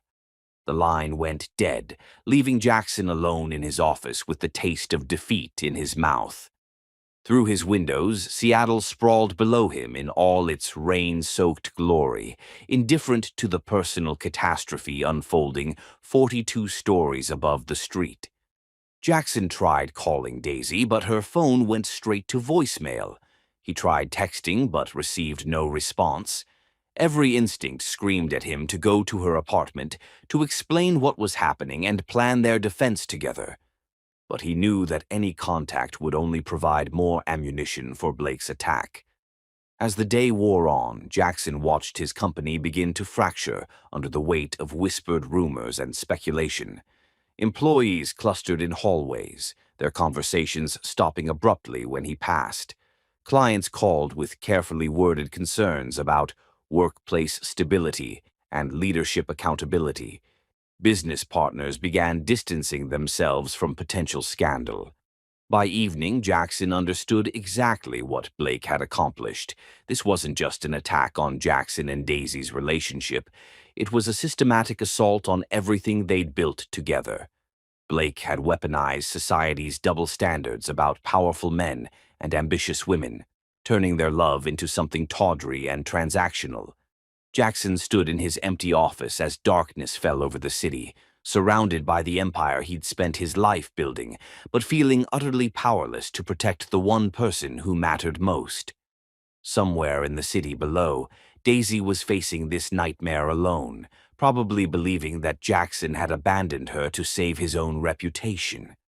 The thought of her sitting in her apartment, surrounded by packed boxes and shattered dreams, filled Jackson with a rage so pure it took his breath away. Blake Ashworth had made one crucial miscalculation. He'd assumed that Jackson would choose his business over his heart. But as Jackson stared out at the city lights, a cold determination settled over him like armor. Blake wanted a war. He was about to get one. And Jackson Rawlins was prepared to burn down everything he'd built if that's what it took to protect the woman he loved. The battle lines were drawn, and Jackson had no intention of losing the only thing that had ever truly mattered to him. Chapter 8. The Dark Period. 3 months after Daisy Renton disappeared from Jackson Rawlins' life, Seattle felt like a city of ghosts, every street corner holding memories that cut him like broken glass.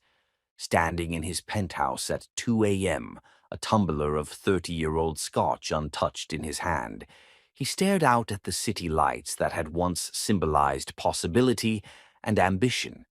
Now they looked like funeral pyres, flickering reminders of everything he'd lost through his own cowardice and pride. The official investigation had concluded after 6 weeks, finding no evidence of harassment or misconduct. The allegations had been revealed as fabricated, the evidence doctored, the anonymous complaint traced back to sources connected to Blake Ashworth's organization. Daisy had been completely exonerated, her reputation officially cleared, and offered full reinstatement with a substantial salary increase and public apology. But the damage had already been done. During those 6 weeks of administrative leave, while Jackson had been legally prevented from contacting her, Daisy had watched from the sidelines as her colleagues whispered and speculated. She'd endured the humiliation of having her professional relationships scrutinized and her personal life dissected by strangers. Most devastating of all, she'd waited for Jackson to break protocol, to fight the system, to choose her over corporate procedure. And he hadn't. Jackson had followed the rules, trusting that legal vindication would be enough to heal the wounds Blake's attack had inflicted. But vindication couldn't erase the memory of sitting alone in her apartment, wondering if the man she loved would prioritize her heart over his company's liability concerns. When the offer of reinstatement came, Daisy had already accepted the truth. Jackson would always choose the safe, strategic path over the bold gesture of love she needed. The irony wasn't lost on him. He'd been so focused on protecting her from Blake's machinations that he'd failed to protect her from the one thing that could truly destroy her, his own inability to fight for their love when it mattered most. The weeks following the scandal had been a masterclass in corporate damage control. Jackson's legal team had dismantled Blake's attack with surgical precision, exposing the fabricated evidence and threatening lawsuits that would have bankrupted lesser men. Blake himself had retreated in defeat, his reputation in ruins and his business empire crumbling under the weight of his own malicious schemes. But Jackson's victory felt hollow as ashes. He'd won the war but lost the only battle that mattered, the fight for Daisy's trust and heart. The sound of his phone ringing cut through the silence of his penthouse, and Jackson glanced at the screen with the weary resignation of a man who no longer expected good news. Marcus Webb's name appeared, and Jackson considered ignoring it entirely. His CTO had been treating him with kid gloves for weeks, tiptoeing around conversations that might trigger Jackson's increasingly volatile temper. "What is it, Marcus?" Jackson answered, not bothering to hide his irritation. "I found her." The words hit Jackson like an electric shock, and the Scotch glass slipped from his nerveless fingers to shatter on the marble floor. "What did you say?" "Daisy. I found her. She's in New Orleans, and Jackson. She started her own company." New Orleans. Of course she'd gone home to the city that had shaped her strength and resilience, the place where she could rebuild her life away from the toxic atmosphere of Seattle's corporate scene. Jackson closed his eyes, picturing her in the sultry embrace of the French Quarter, surrounded by the music and culture that had formed her beautiful soul. "Tell me everything," Jackson said, his voice rough with emotions he'd been suppressing for months. "Renton Consulting. She specializes in corporate crisis management and strategic development. According to my sources, she's already landed several major clients, including 2 Fortune 500 companies that were impressed by her handling of our Yamamoto situation. Word travels fast in crisis management circles, and her reputation for discretion and results is spreading throughout the Gulf Coast business community." Jackson felt a surge of pride cut through his despair. Of course, Daisy was succeeding. Her brilliance couldn't be contained by scandal or geography, and she was too strong to let Blake Ashworth's attack define her future. "Has she... Is there anyone?" Jackson couldn't finish the question, but Marcus understood. "No romantic attachments that I could find. She's been focused entirely on building her business." The relief that flooded through Jackson was immediate and overwhelming. He'd spent countless sleepless nights imagining Daisy in someone else's arms, finding comfort with a man who had appreciated her from the beginning instead of taking years to recognize her worth. "I want her address," Jackson said, already moving toward his bedroom to pack. "Jackson, wait." Marcus's voice carried a warning that made him pause. "There's something else you need to know. I reached out to her through mutual contacts, tried to explain what really happened with the investigation, how we proved Blake orchestrated everything. And she knows. She's known for weeks. But Jackson, she doesn't want to see you. She's made it very clear that she considers that chapter of her life closed." The words hit Jackson harder than any physical blow could have. Daisy knew he'd been vindicated, knew that Blake's attack had been exposed and defeated, but she still didn't want him in her life. The realization that her absence wasn't based on misunderstanding, but on genuine rejection, made Jackson's legs go weak. "Did she say why?" Jackson asked, sinking into a chair as the weight of his failures crashed over him. "She said you had your chance to fight for her when it mattered, and you chose your reputation over her heart. She said she couldn't be with someone who would abandon her the moment things got difficult." Jackson closed his eyes, remembering those awful weeks when corporate policy had prevented him from contacting Daisy directly, when every instinct had screamed at him to ignore the rules and go to her anyway. He told himself he was being strategic, that following proper procedures would ultimately protect her better than any grand gesture. But Daisy had seen his caution as abandonment, his strategic thinking as cowardice. And she wasn't wrong. "She's not going to give you another chance," Marcus continued gently. "I'm sorry, Jackson, but I think you need to accept that and move on." Move on. As if Jackson could simply forget the woman who had become the center of his universe, who had shown him what love really meant, who had made him want to be better than he'd ever imagined possible. "Get me her address anyway," Jackson said quietly. "I need to try." "Jackson, get me her address, Marcus. That's not a request." After Marcus hung up, Jackson stood in his silent penthouse and began to plan. He couldn't call Daisy or text her, couldn't send flowers or gifts that could be easily ignored or returned. If he was going to reach her, it would have to be through actions, not words. He would have to prove that he'd learned from his mistakes, that he was finally ready to fight for their love with the same ruthless determination he brought to everything else. Over the following weeks, Jackson threw himself into a campaign more complex and challenging than any business deal he'd ever negotiated. Working through intermediaries and shell companies, he began quietly investing in New Orleans businesses, particularly those owned by women and minorities. He established a scholarship fund at Tulane University in honor of Daisy's late father, a professor who had instilled in her the love of learning that had shaped her brilliant mind. Jackson donated anonymously to hurricane relief efforts, funded small business loans for entrepreneurs in underserved communities, and sponsored arts programs in the Ninth Ward. Every action was designed to make New Orleans a better place, the kind of city where someone like Daisy could thrive and build the life she deserved. But even as Jackson poured his resources into these efforts, he knew they were just the foundation of a larger campaign. Money could solve many problems, but it couldn't repair the damage he'd done to Daisy's trust.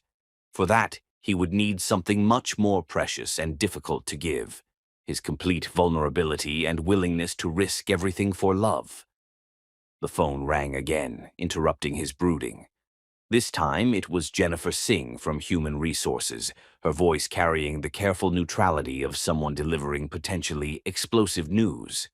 "Jackson, we've received an interesting call. Daisy Renton's attorney contacted us about the non-compete clause in her employment contract." Jackson felt his heart skip a beat. Daisy was making a move, and he couldn't predict what it might be. What about the non-compete? "She's arguing that the hostile work environment created by Blake Ashworth's attack voided the contract. She wants to be released from all restrictions so she can pursue clients in markets where we're active." The legal maneuvering was brilliant, a chess move that would free Daisy to compete directly with Rawlent Industries while simultaneously establishing a public record of the damage Blake's attack had caused. But more importantly, it was a message meant specifically for Jackson. Daisy was telling him that she was strong enough to stand against him professionally, that she didn't need his protection or his guilt-driven largesse. "Grant her request," Jackson said immediately. "Full release from all contractual obligations, and make sure she gets a formal apology from the company for the way the situation was handled." "Jackson, are you sure? This could open us up to significant competition." "I'm sure. Do it today." As Jackson hung up the phone, he felt something shift inside him, a crystallization of purpose that cut through months of despair and self-recrimination. Daisy was fighting back, reclaiming her power and independence with the same quiet strength that had first attracted him. She was showing him exactly what kind of man she needed. Not someone who would try to shield her from the world, but someone who would stand beside her as an equal and trust her to handle whatever challenges came their way. For the first time in months, Jackson Rawlent smiled. The woman he loved was giving him one final chance to prove himself worthy of her, though she probably didn't even realize it. And this time he wasn't going to let fear or pride or strategic thinking get in the way of the most important fight of his life. The campaign for Daisy's heart was about to begin in earnest, and Jackson intended to win not through grand gestures or expensive gifts, but by becoming the man she'd always needed him to be. Chapter 9. The Grand Gesture. 9 months after Daisy Renton had vanished from his life, Jackson Rawlent stood in the boardroom of Rawlent Industries and did something that would have been unthinkable a year earlier. He began dismantling his empire piece by carefully calculated piece. "Gentlemen, ladies," Jackson addressed his board of directors, their faces a mixture of confusion and concern as they reviewed the documents he'd presented. "What you're looking at is a complete restructuring proposal that will fundamentally alter the nature of this company." Patricia Wells, his CFO, looked up from the financial projections with barely concealed alarm. "Jackson, this plan would reduce your controlling interest to less than 30%. You'd essentially be giving away billions in assets." I'm aware of the financial implications, Jackson replied calmly, though his heart was racing with the magnitude of what he was proposing. But I believe this restructuring represents our best path forward for sustainable growth and social responsibility. The plan Jackson had spent months developing was breathtaking in its scope and audacity. He was proposing to donate 70% of his personal stake in Rowland Industries to a charitable foundation focused on education, small business development, and disaster relief, primarily in underserved communities throughout the Gulf Coast region. The remaining 30% would be restructured as employee ownership shares, giving every worker in the company a stake in its success. "This is corporate suicide," muttered Richard Stone, the board's longest-serving member. "What's brought on this sudden attack of philanthropy?" Jackson had been preparing for this question for weeks, crafting answers that were truthful without revealing the desperate personal motivation behind his actions. "I've come to realize that wealth without purpose is meaningless.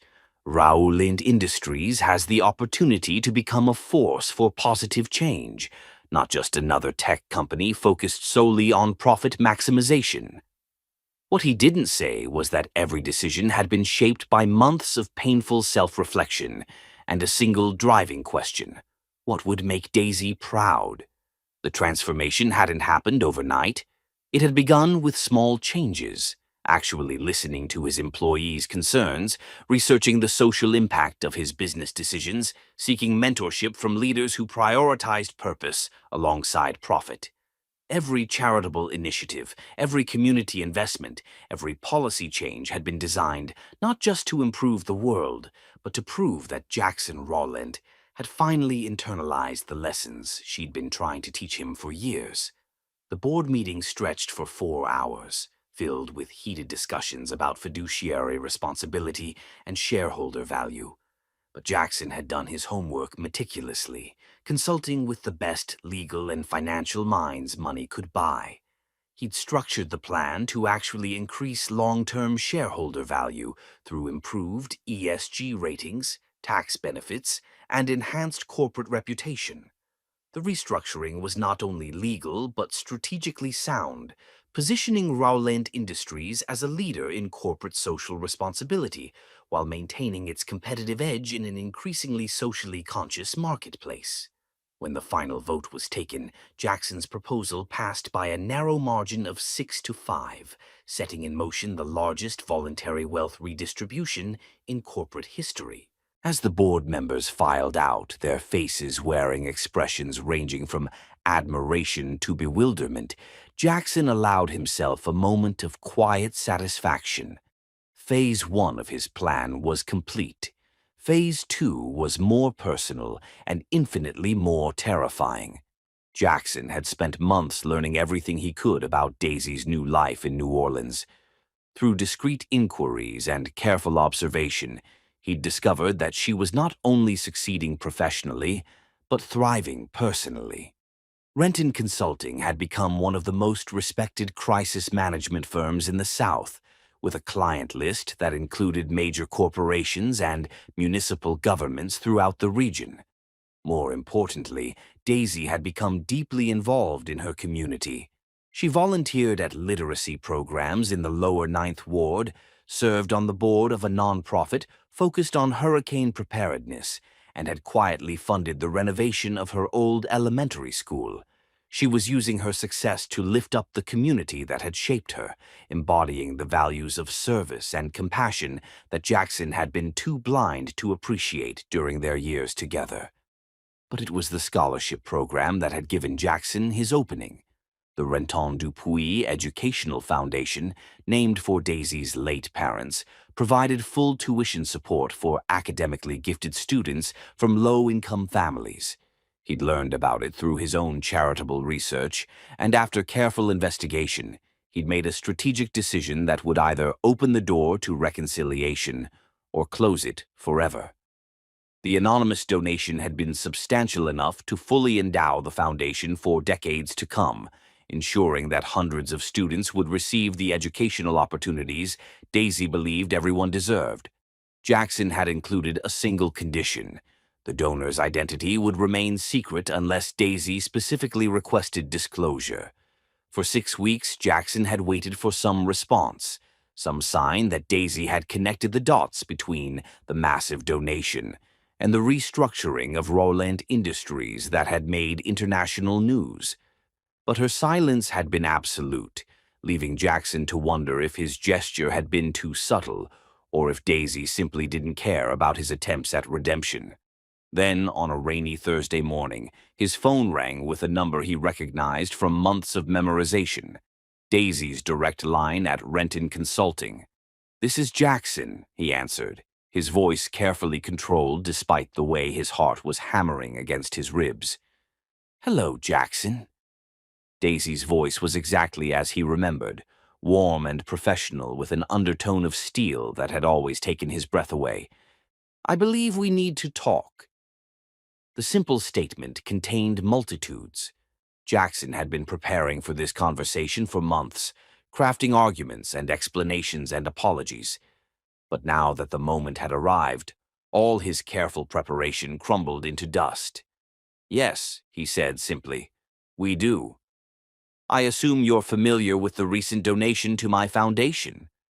"I may have heard something about it," Jackson replied, not quite ready to admit his involvement without understanding her reaction. There was a pause, and Jackson could picture Daisy sitting at her desk in her New Orleans office, probably wearing one of those elegant but professional dresses that had always made him forget whatever he'd been thinking about.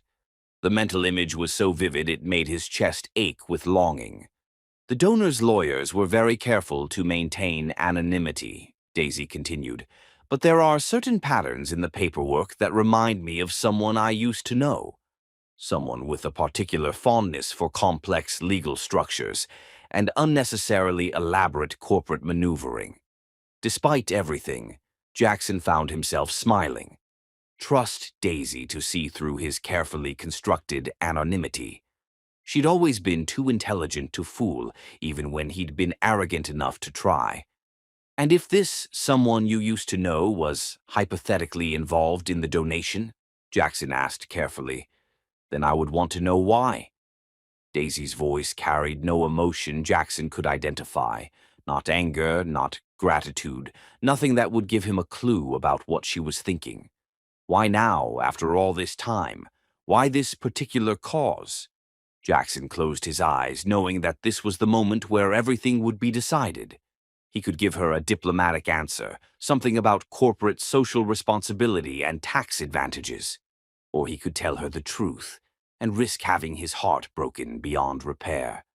"Because I finally understand what you were trying to teach me," he said quietly. "That success without purpose is meaningless. That power without compassion is just sophisticated bullying. That love without action is just pretty words." The silence stretched between them, filled with the weight of months of separation and years of misunderstanding. Jackson held his breath, waiting for Daisy's response and praying that he hadn't waited too long to learn the lessons she'd been offering all along. "I see," Daisy said finally, and Jackson caught something in her voice that might have been surprise or might have been hope. "And you thought funding my foundation would demonstrate this newfound understanding?" "I thought it might be a start," Jackson admitted. "Along with restructuring my entire company to prioritize social responsibility over profit maximization, and publicly acknowledging that Blake Ashworth's attack was successful because I was too much of a coward to fight for you when it mattered." Another pause, this one shorter but somehow more intense. "You made that acknowledgement publicly?" "In the Wall Street Journal, Fortune magazine, and Harvard Business Review. I figured if I was going to admit to being an idiot, I might as well do it comprehensively." For the first time since the conversation began, Jackson heard something that might have been laughter in Daisy's voice. "That must have been humbling for someone with your ego."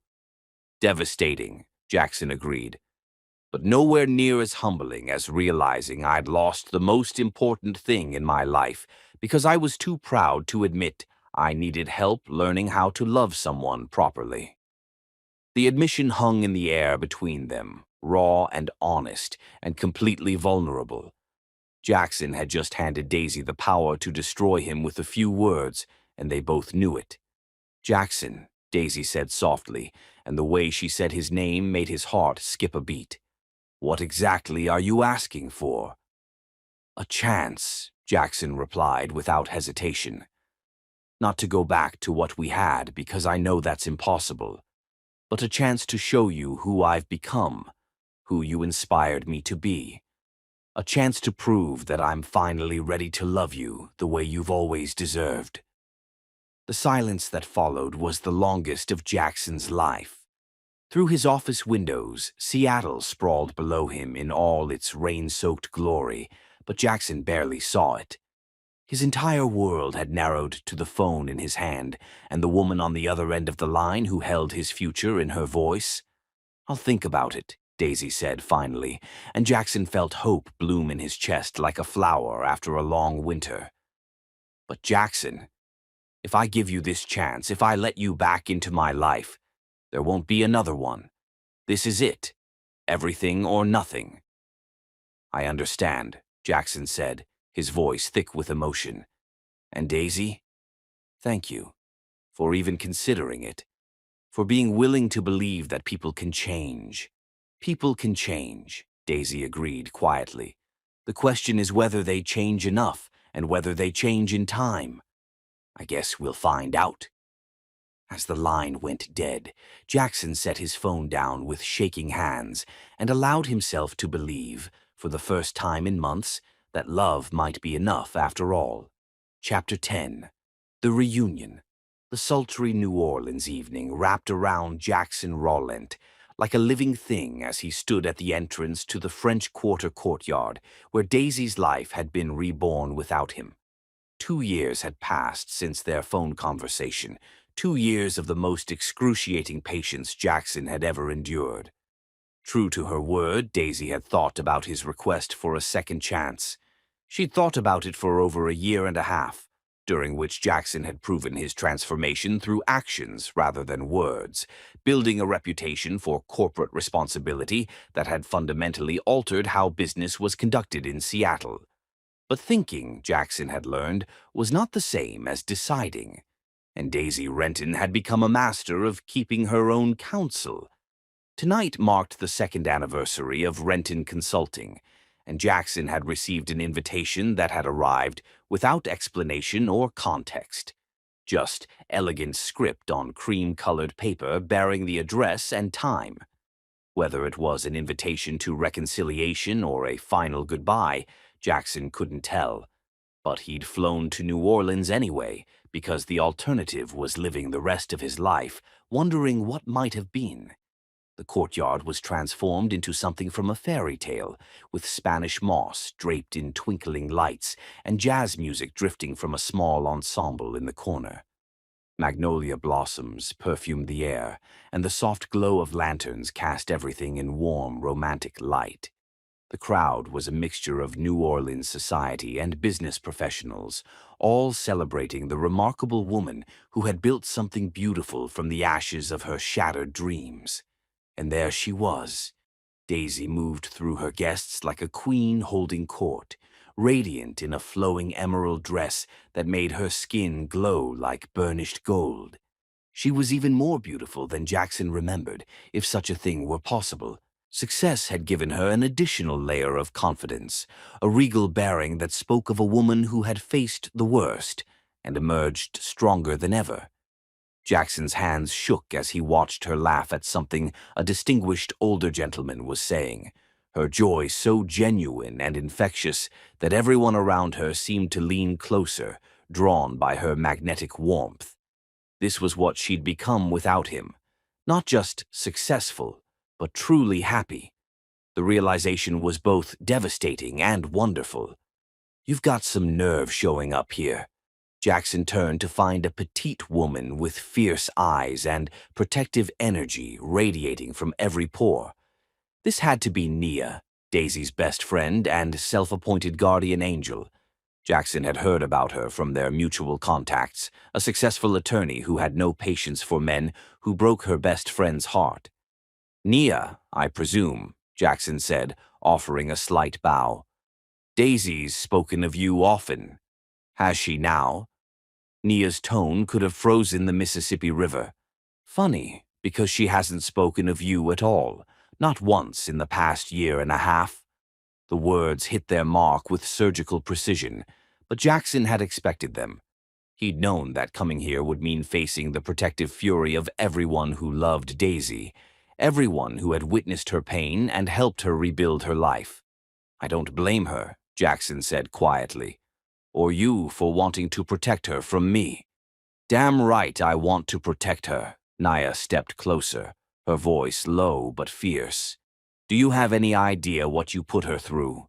Do you know how many nights I held her while she cried over a man who was too much of a coward to fight for her?" Each word was a knife to Jackson's heart, but he accepted the pain as his due. "I know, and I'll regret that cowardice for the rest of my life." "Regret isn't enough," Nia said flatly. "Daisy deserves better than pretty apologies and guilt-driven grand gestures." "You're right," Jackson agreed, his eyes finding Daisy across the courtyard again. "She deserves everything." Before Nia could respond, a hush fell over the gathering as Daisy stepped onto a small platform near the fountain.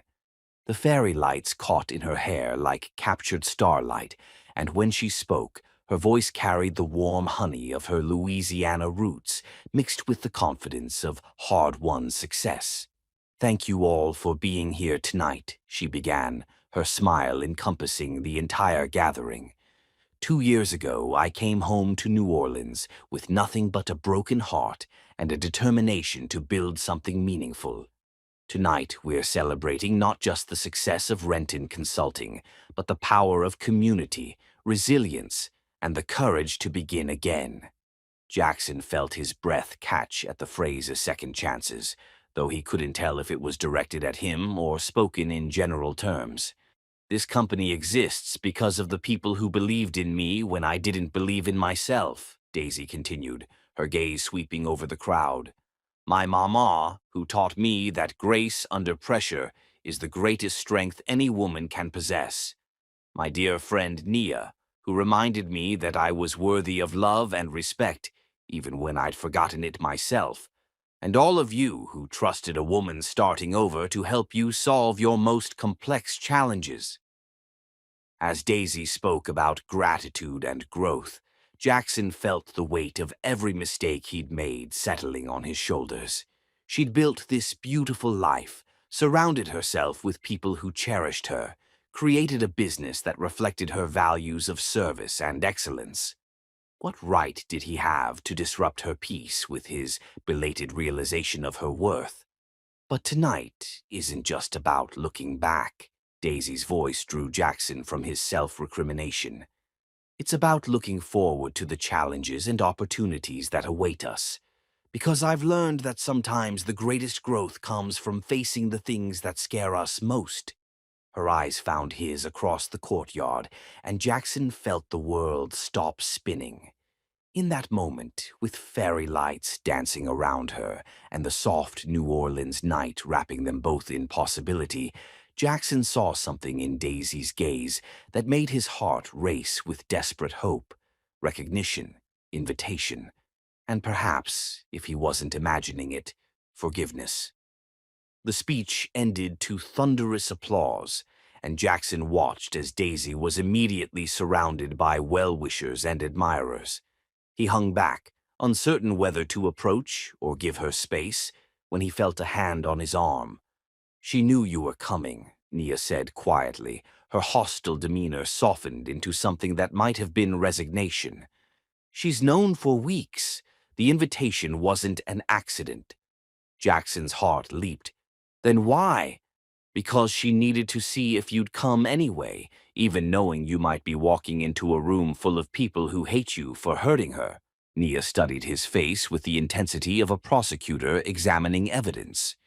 "She needed to know if you'd risk public humiliation for the chance to see her again." "I'd risk everything for her," Jackson said simply. I thought I'd proven that by now.